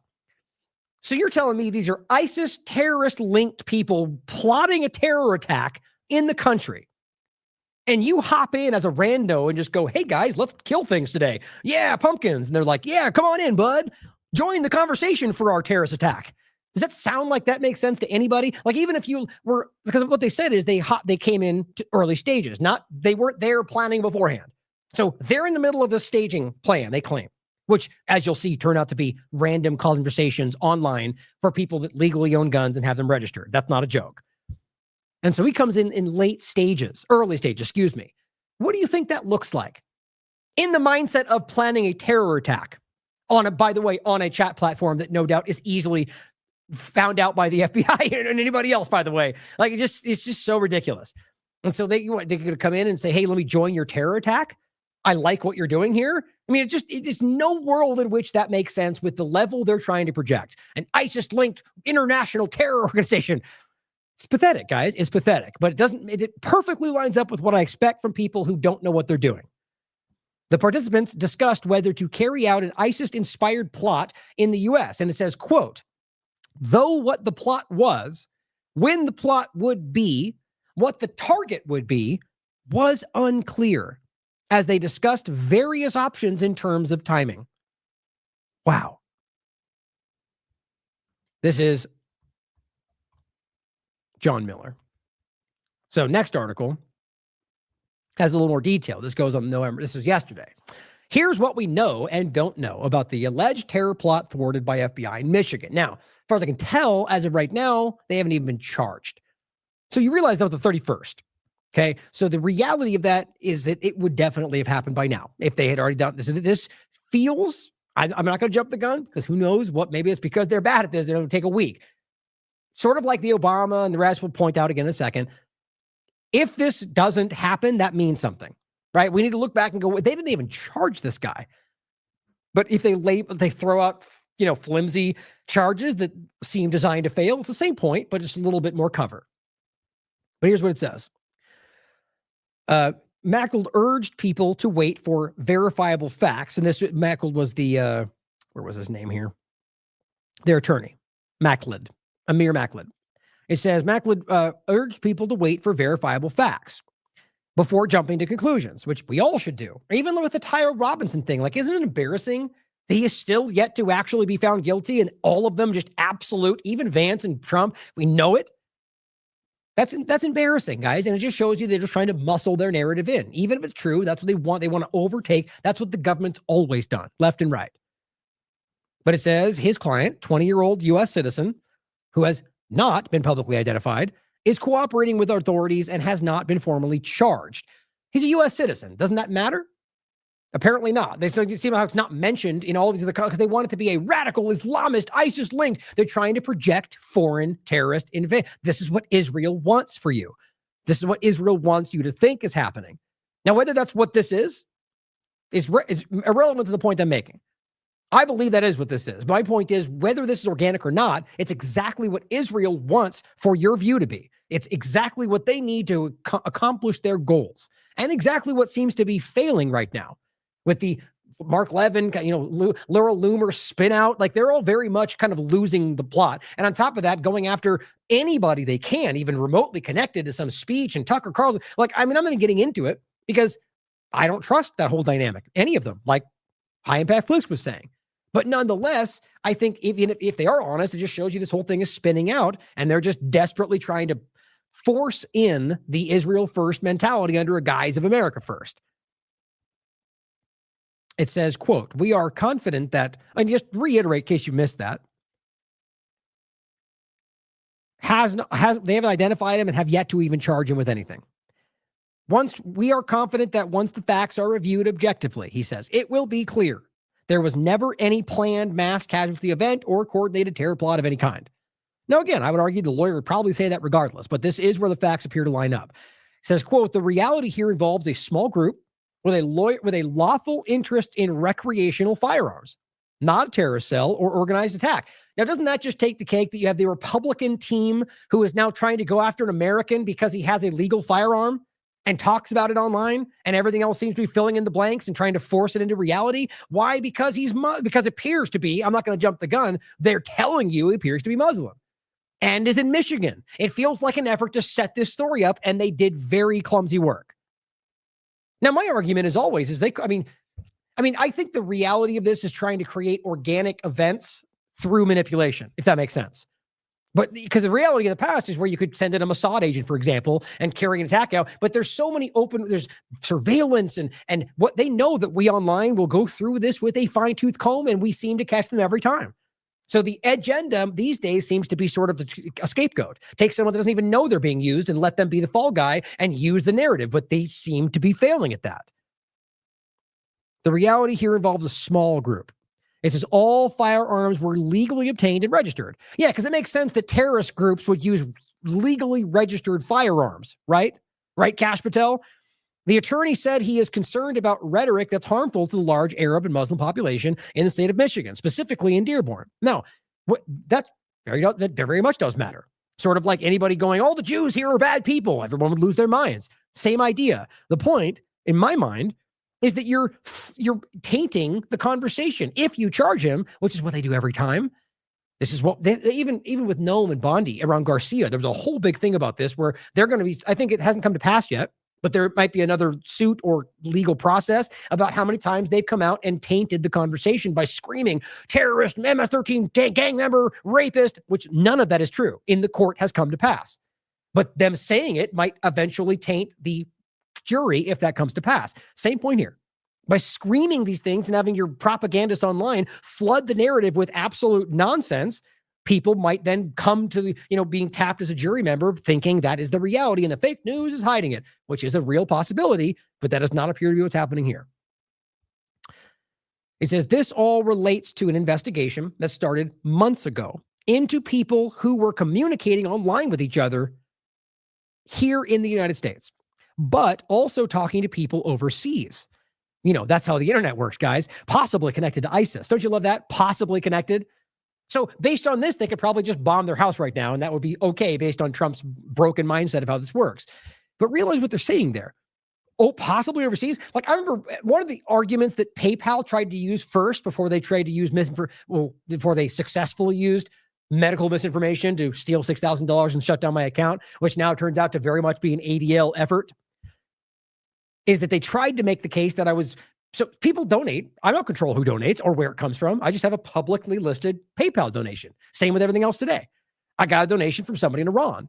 They froze my account for like a week and they were like, we need to what does that have to do with me? I didn't choose that. They donated. It doesn't matter. It's the same kind of idea. trying to make this argument that they were just communicating with someone overseas. They're in a chat room, you moron. Like this very well could be that they're coordinating, or it could just be that somebody from overseas is in that chat room that also enjoys talk about guns or whatever it was, because we don't have all the information they were fully talking about. And it says the participants discussed whether to carry out, this is what they're claiming, does not appear to be the reality, but we will find out if and when this comes out in full. They were discussing whether to carry out an ISIS-inspired plot in the U.S.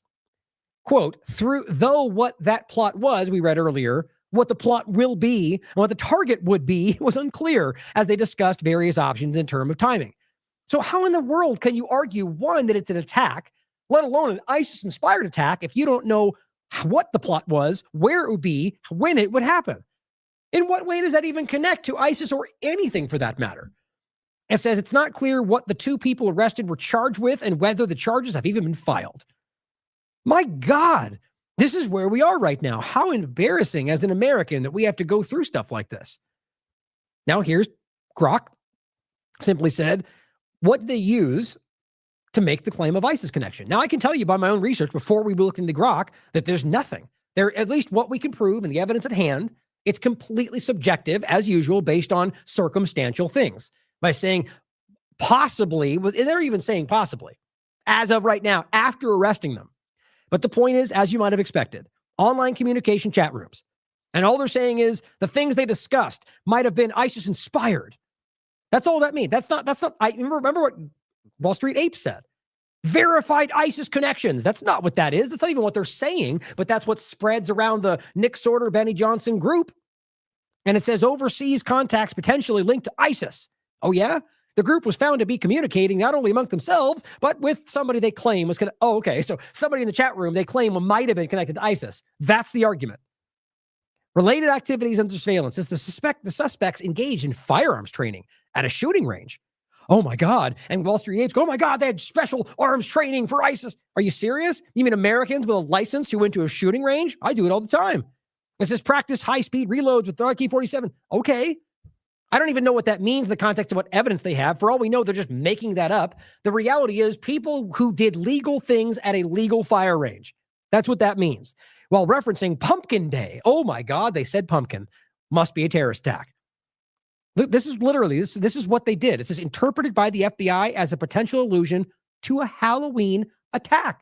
So this literally appears to be guys on a chat room talking about guns, legally owned guns, where they shot them, and then maybe other things we haven't found out yet, who they claim might have had somebody foreign in the chat who said Pumpkin Day.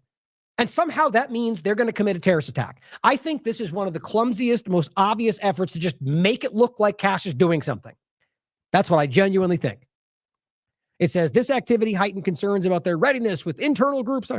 FBI Kash Patel publicly confirmed the arrest on Twitter, because that's what he does.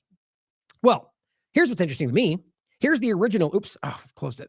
Here's the original post. Forgot I went down more. So I wanted the official link. I said, give me an official link with details, and all they could give you was the FBI page,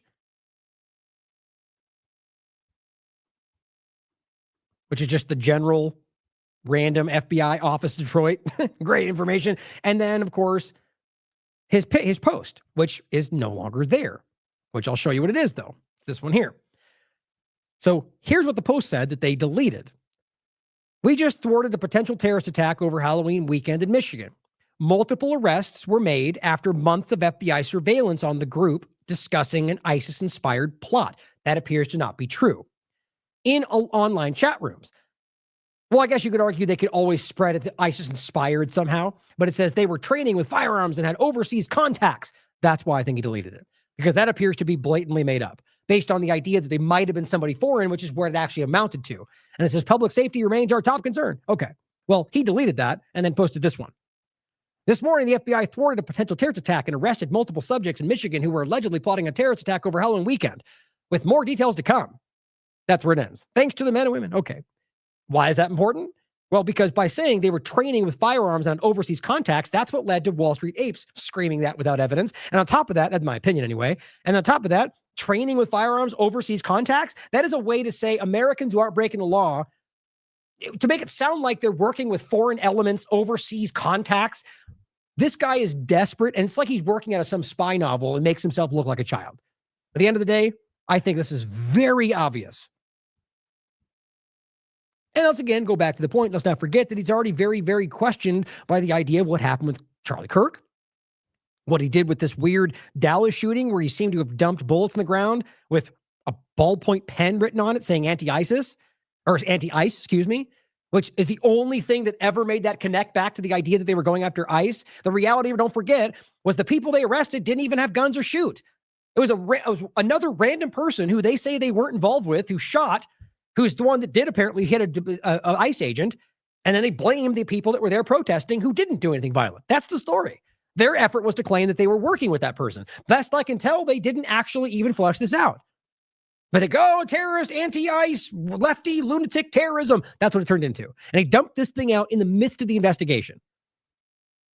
It's embarrassing. My point is, this guy, I think it's obvious what's happening here. Now, let's not forget, before we wrap this up today, the FBI entrapment of Americans continues with latest arrest, 2023, of an 18-year-old with developmental issues. Let's not forget how often this happens. This is the last American vagabond, Derek Bros.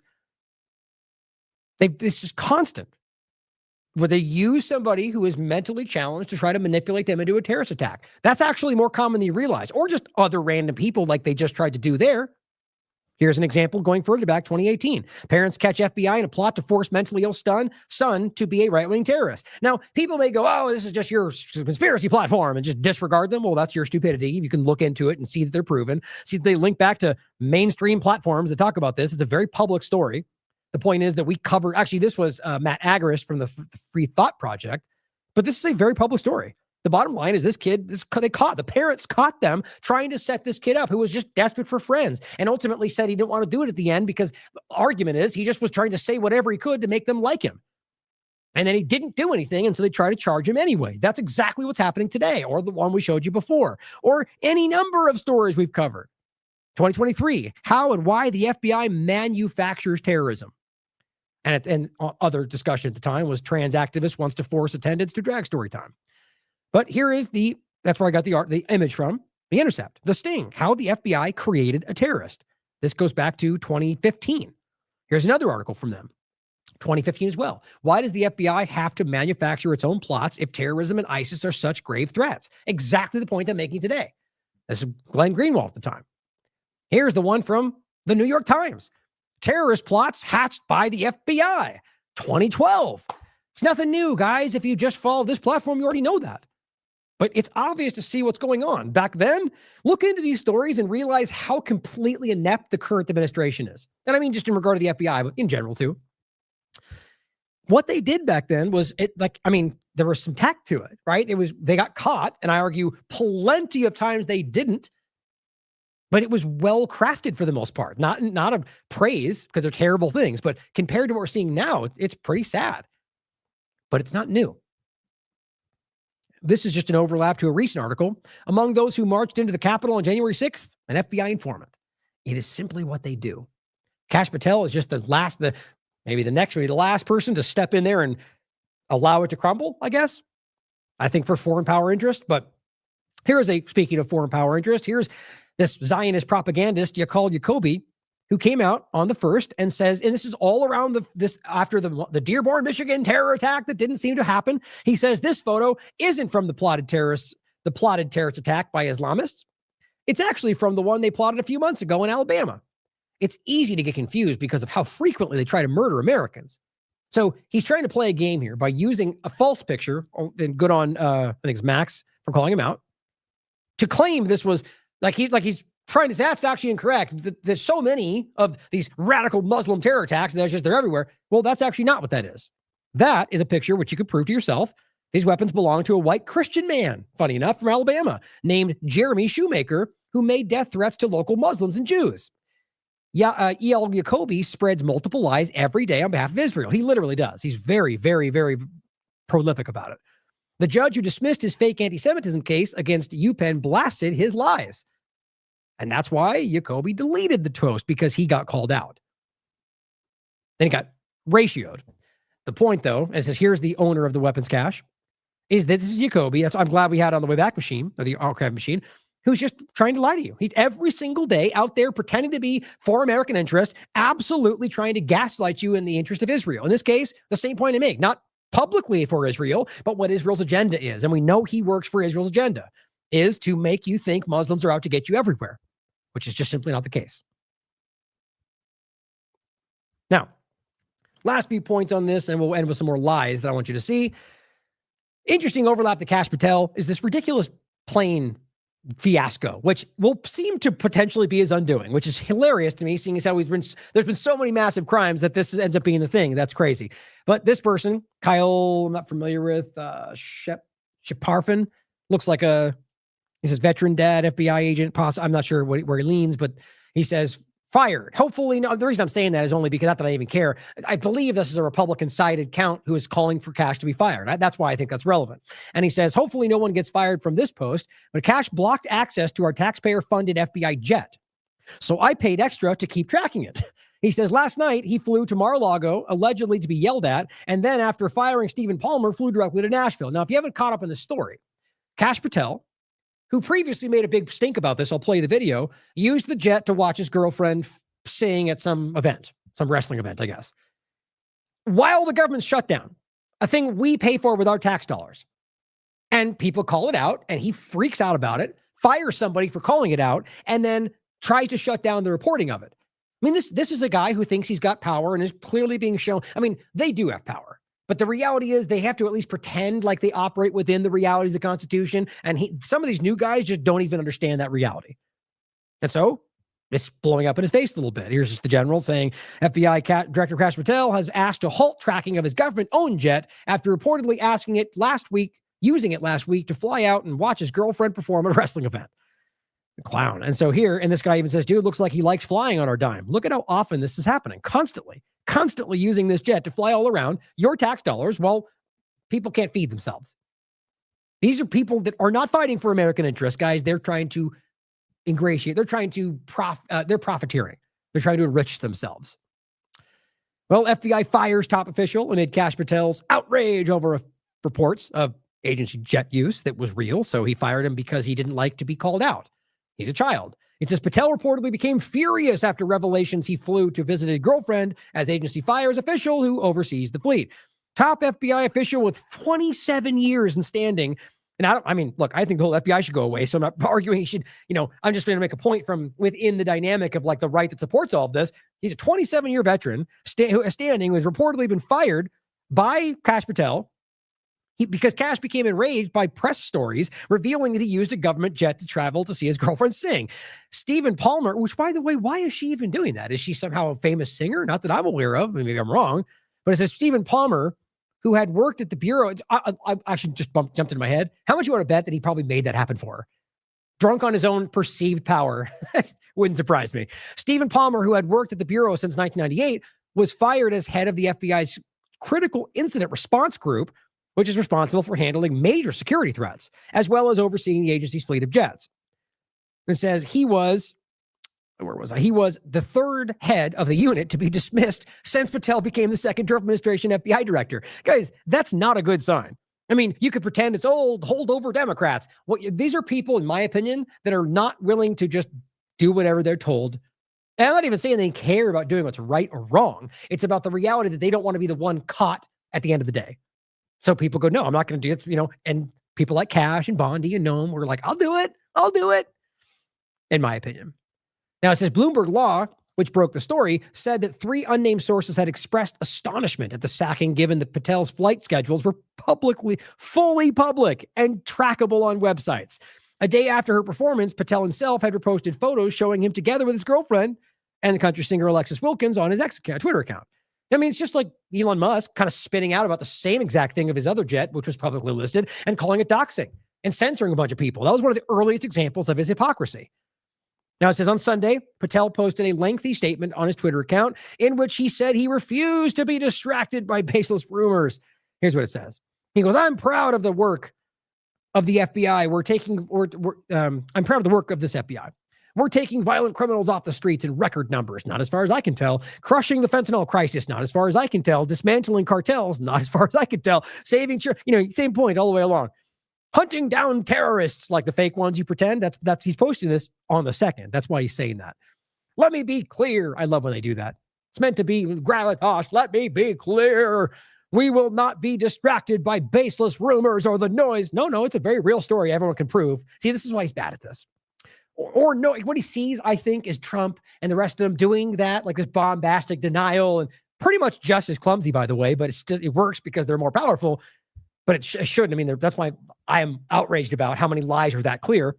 The point is that he does it like this, and it's just, you can't just be like, that's not true. We can literally, it's like saying there's no detaining U.S. citizens. Guys, we all see it. So this is how either desperate they are or how bad they are at this job. But he goes, and he says, from internet anarchists and the fake news, just throw out the buzzwords. I've always said, criticize me all you want. How much you want to bet he's never said this before?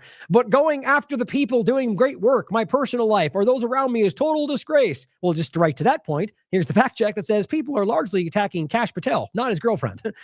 It's just funny. The disgustingly baseless attacks on Alexis. That's not even, I don't think that's happening really anywhere. But it says, a true patriot and a woman I'm proud to call my life. Well, there's many people arguing she works for a foreign power. You can decide for yourself. It says she is rock solid conservative and like that is, it's just so funny. And a country music sensation. Is she really? Tell me in the chat if that's the case. I've never heard of it before. It says, I'm so blessed she's in my life. Attacking her is just wrong. Again, that's not what people are doing as far as I can tell. It's cowardly. I think he's trying to deflect in, again, a clumsy way from the fact that everyone's pointing at what he's doing. And he knows that. Don't make fun of my girlfriend. No one's doing that. And this FBI will stay laser focused on our mission. As many pointed out, like this guy's literally defending his girlfriend on this platform as the head of the FBI. This is just sad. Well, as Matt, I'll make sure I didn't miss something. I don't think so. Oh, this was just Max Blumenthal saying, this week in the life of the FBI director, Kash Patel. He got caught taking an agency jet to see his auto-tuned country singer girlfriend sing the national anthem, maybe some of them are, at the pro wrestling event, fired the top FBI official in charge of agency jets, blocked public tracking of the agency jet he took, disrupted a phony terror plot in Michigan, blocked a DNA probe into Charlie Kirk's killing, issued a tweet blasting uninformed internet anarchists for being mean to his girlfriend. It's a sad display. Oh, that was right there, I guess. And then here, you might have seen this clip floating around. Think about how bad this is. It's sort of like him going, release the Epstein files, and then acting like they're not real. Here he is about jets back in 2023. I'm not saying take all their funding. I'm not the defund everything guy. I'm just saying Chris Wray doesn't need a government-funded G5 jet to go to vacation. Oops. Maybe we ground that plane. $15,000 every time it takes off. Oops. Yeah, and you see the list I showed you a second ago? Like, and that was like from the 30th. I mean, that was from, I think, last 5 days. There was like 11, 12 different flights right there. Add it up. Just a thought. Minimum. To go to vacation. Maybe we ground that plane. $15,000 every time it takes off. See, just a thought. Minimum. These guys. It's just sad how clearly they are hypocrites while they won't call these things out now, right? Think about that. If you were, I think it was Glenn Beck. You should be going, oh my, these people aren't real, but they're all still supporting them. Even if they, like an Alex, will make a point.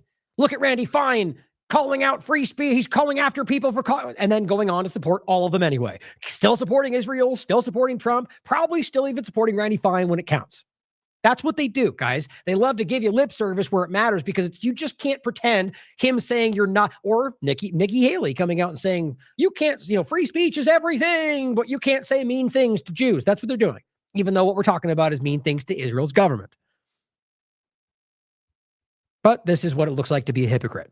And then think about how crazy it is to make the rounds of going after all their, look at we just ground their jet. They're spending taxpayer money. And then to go to this extent, not just like one time where it counts, but to just use it because you feel like this is them doing the same thing they were because they feel entitled.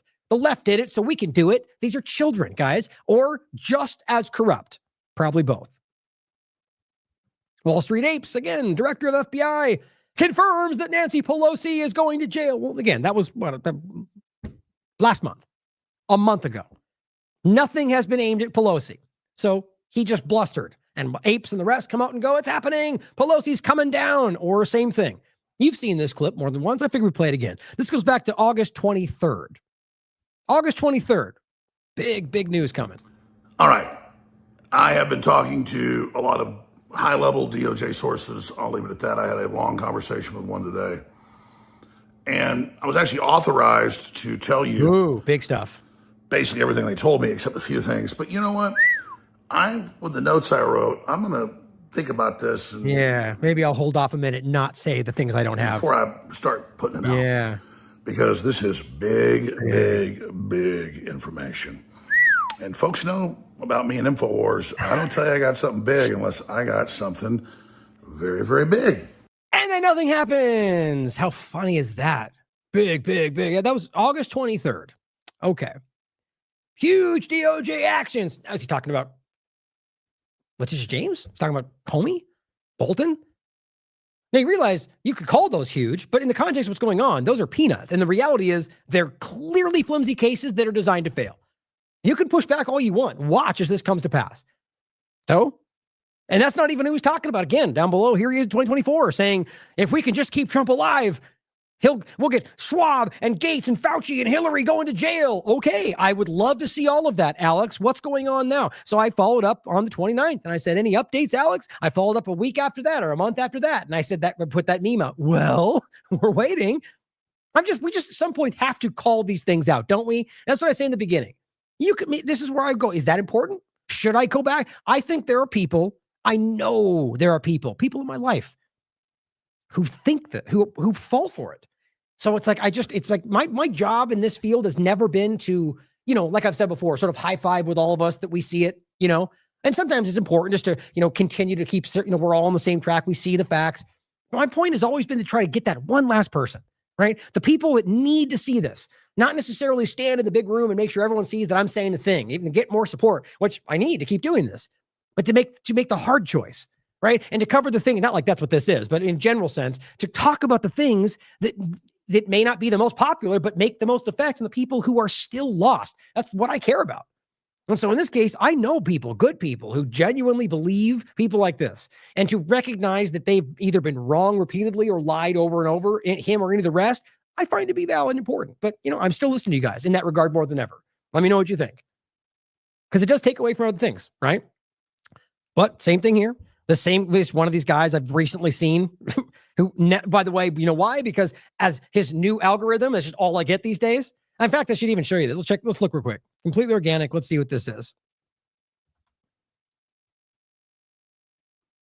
Let's just look at what my notifications say. Or not notifications, my timeline. Okay. So my For You timeline. Okay. James Woods. First one. Don't follow him. Okay. Interesting. What's the next one? Let's see. Brendan Dilley. Don't follow him. Okay. I don't even look at these guys. I these days I try to actively avoid these people because they're ridiculous. David Camp, I do follow. That's one that popped up. Usually it's way further down. Nick Sorter, I don't follow. Like, I don't try to find these people get jammed in front of me. That's what this broken algorithm is. Here's a little bit better. Here's Melnick, who I do follow. Ryan Grimm, I do. Isabella Maria. Like, see, here's the thing. Why would any of these be in a field where I don't want to look at these people? You get the point, guys. It's not new. There's new algorithm. It's the same stupid stuff. This guy's one of those people that gets jammed. You know why? Because he's going, it's all coming down. Biden-Harris terrorists under administration awarded over 9 million illegal alien social security numbers. Probably. Let me know when they go to jail, bud. Let me know when they end up in jail for that very, very massive, massive crime. I'm not even downplaying. That's a huge deal. Do you think they're going to go to jail? Was Kristi Noem going to do anything about that? Guys, you already know the answer. We've seen enough time pass already for we need to go, okay, this is not actually happening. So all of you honest conservatives, that I'm the mind as most of you, call it out. Here's one that really frustrated me, by the way. RFK Jr. exposes the Wuhan cover-up. How Fauci, the Pentagon, and the CIA-funded labs engineered a global catastrophe. I was going, great, good, let's get this moving. In his explosive new book.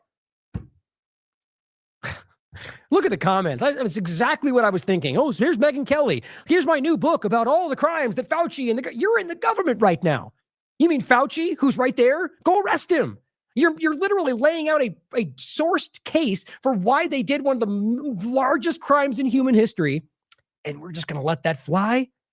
We're going to make the media rounds and talk about how much your book is selling, but we're not going to go after the people who go. I mean, come on, guys. It kills me. I'm not even saying that maybe RFK Jr. is blackmail, maybe he's on your side. I don't even know. The bottom line is, if we don't see things happen, then we must acknowledge that something is amiss. Whether they're lying to you or whether they're being controlled, just acknowledge it's not happening. This is really, this of all things, really frustrated me, because it's such an important topic that everyone talks about. And you've released a book. Where's Fauci? Where's Gates? Where's Schwab? Where's all the rest of them? Oh, that's right, because Donald Trump was completely immersed with that stuff. I mean, literally is that Operation Warp Speed. It'll never happen because any of it will lead back to him. Now, and the same story in reverse.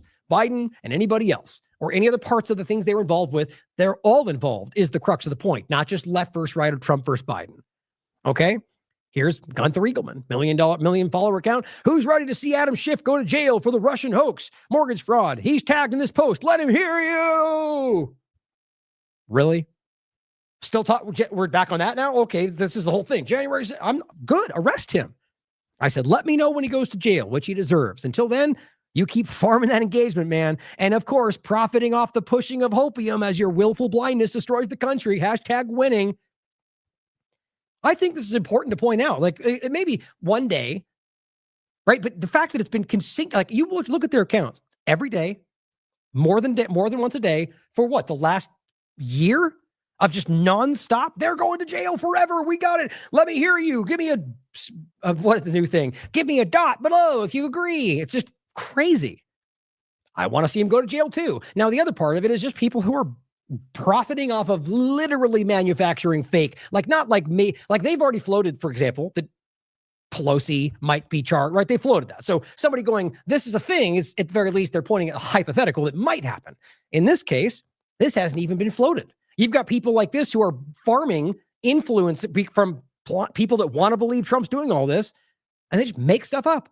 Stand Up for Trump. It's a smaller one, a 16,000 account. Let's see if it's gone up since then. I bet you it has. Look at that. See my point? See, this is probably brand new. Let me see.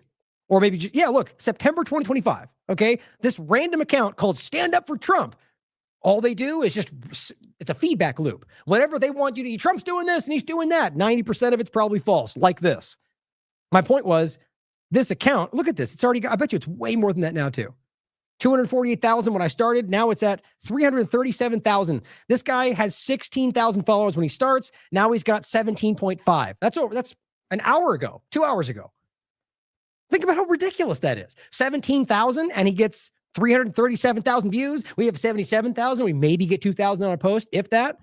Here's the main point. He says, AG Pam Bondi is reportedly posed to charge Alejandro Mayorkas with treason for deliberately allowing 20 million illegals. Same point as always. Good, arrest him. He's a criminal. Problem is, nope.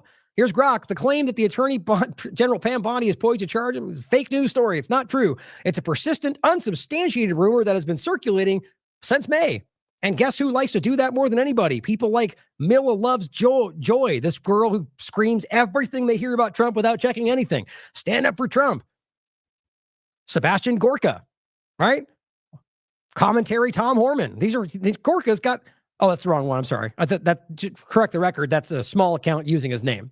The point, though, is there are larger accounts like Mila Loves Mila Joy, who's got 427,000 followers, who are perpetuating completely baseless claims because they want to believe Trump's doing this. Now, that has to prove to you that it's not happening at this point. I shouldn't say prove to you, but very much suggest that it's just simply not happening if they have to make it up. Now, on lies, to finish it up, guys, Tim Burchett, congressman representing Tennessee. Man, isn't it funny? Like, I'm just so government.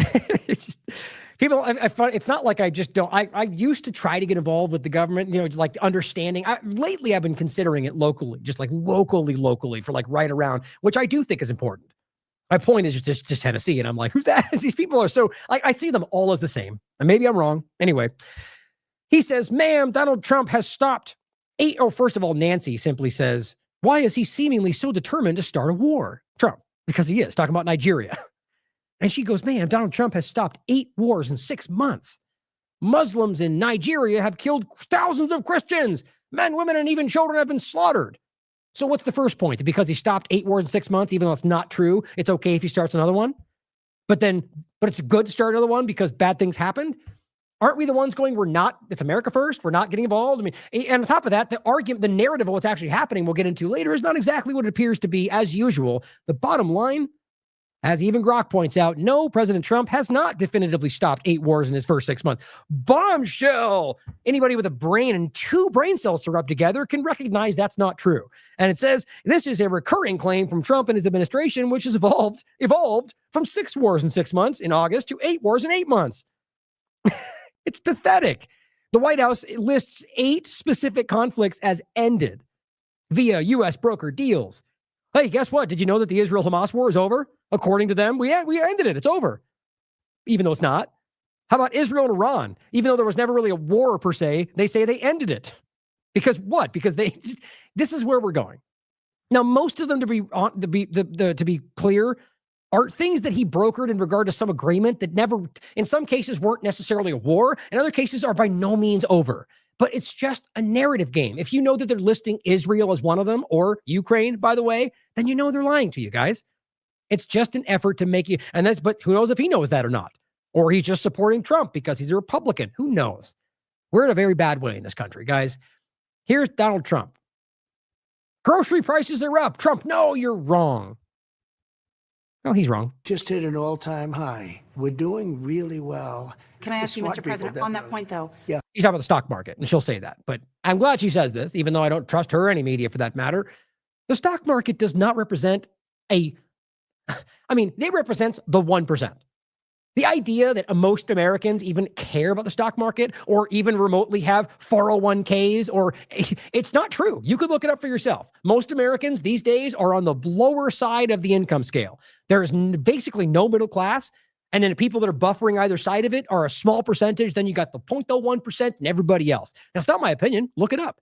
We have been dramatically driven in this position. And he, either without knowing that, because he's only tapped into the people around him with money, or doesn't care and he's lying to you, wants you to believe that we're all succeeding. This is basic trickle-down economics. Guys, don't worry. Get the rich more money. It'll all come down to you. No, it doesn't. It never has. When the stock market is doing well, that doesn't affect everybody. Not everybody's invested in the stock market. It does. But there have been grocery prices are up. 401ks. People have 401ks. Their 401ks are double what they were a year ago. You see what a dumb response that is? Do a quick little search to find out how many Americans have 401ks. Is he the president of the 0.01% or is he the president of the country? Right? I mean, it's just, I actually think like with the MS-13 on the knuckle, I think that's what he thinks. That's all he cares about. Maybe he believes that does represent everybody, but it doesn't. That represents a fraction of this country. For people that don't have 401ks or are not invested in the stock market, but they've seen their grocery prices go up. Inflation. No, you're wrong. They went up under Biden. Right now, they're going down. Other than beef, which we're working on, which we can sell very quickly. Nope. See, that's also a lie. On the next show, we're going to get into the beef point. Texas Slim talking about it, or Argentina, the money. They're hurting the beef industry. They're also hurting the farm industry right now. It's just not being talked about because all the screaming people in the paradigm aren't pointing to it. Well, and they couldn't stop talking about it under Biden, and it matters under both. That's my point about the agenda has pretty much remained the same. There's just a different narrative today with Trump. And no, guys, to the point of why we're showing it, grocery prices have not gone down. And again, you can look it up on 1,000 other ways. It's easy to find out that he's lying to you. But simply Grok says, yes, grocery prices are rising for most Americans in 2025. We do have the source material. You can look at for yourself that we checked first. First, food price outlook 25 to 2026. And it basically says all consumer prices have increased. Now, it says in this 0.03. It's not a ton, but it has gone up. And it has continued to from 2.9% from August. Right, so that is increasing. Our prices are up. Now, across the board, it's almost everything for most Americans. That is the reality. And it says this uptick affects the vast majority of households. Overall prices extending to all costs. Yes, prices are generally increasing for most Americans. Housing, 3.6%. Energy, 4.1% up. Services, 0.2% every month. I mean, you can get into all these, all plus. This is increasing. And it's not just this last moment. It's since he's been in administration. Now, again, maybe that changes tomorrow. Maybe it all goes up and he was right from the beginning. I hope so. The truth is, though, right now, he's just gaslighting you. Food inflation in the United States. The average price of food in the United States rose by 3.1% in the 12 months ending September. That's from the U.S. inflation calculator. Okay. Here's one from Generally Speaking from the same website. Current U.S. inflation rates from 2000 to 2025. The annual inflation rate for the United States was 3% for 12 months ending in September compared to 2.9 previously, according to U.S. labor data published in October 24, 2025. So it's going up. In a large sense, what this country is going through is benefits to the upper class, like usual, or rather the wealthy, and then everybody else suffering. And then they point to the same things every time. Biden did this. Look at the stock market.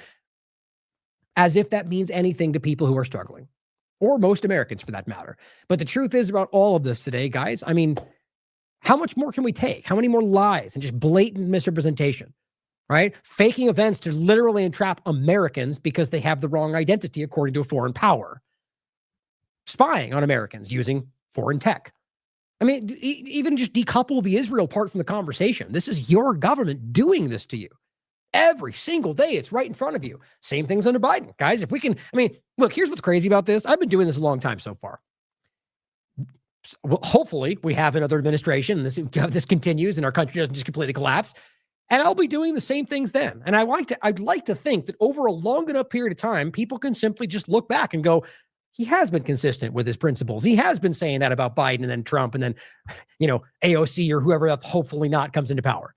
Right? Same thing I said about Obama. I mean, the reality is that the general stance for this platform has been the same. And yet people today, oh, you're anti-Trump, or oh, you just hate No, just continuing to call it out. And we'll call it out with the next selection that goes into place. And this is where I genuinely believe most Americans are getting to. That's why it feels so kind of unstable for them right now. We need to continue speaking out. I'm going to keep doing this as best I can, as often as I can. So do the same. Find the time, speak up, talk to people, share the word, share the source material. If you believe in this platform, what we're doing, show us what it means to you. Thank you for tuning in today. I love you all. As always, question everything. Come to your own conclusions. Stay vigilant.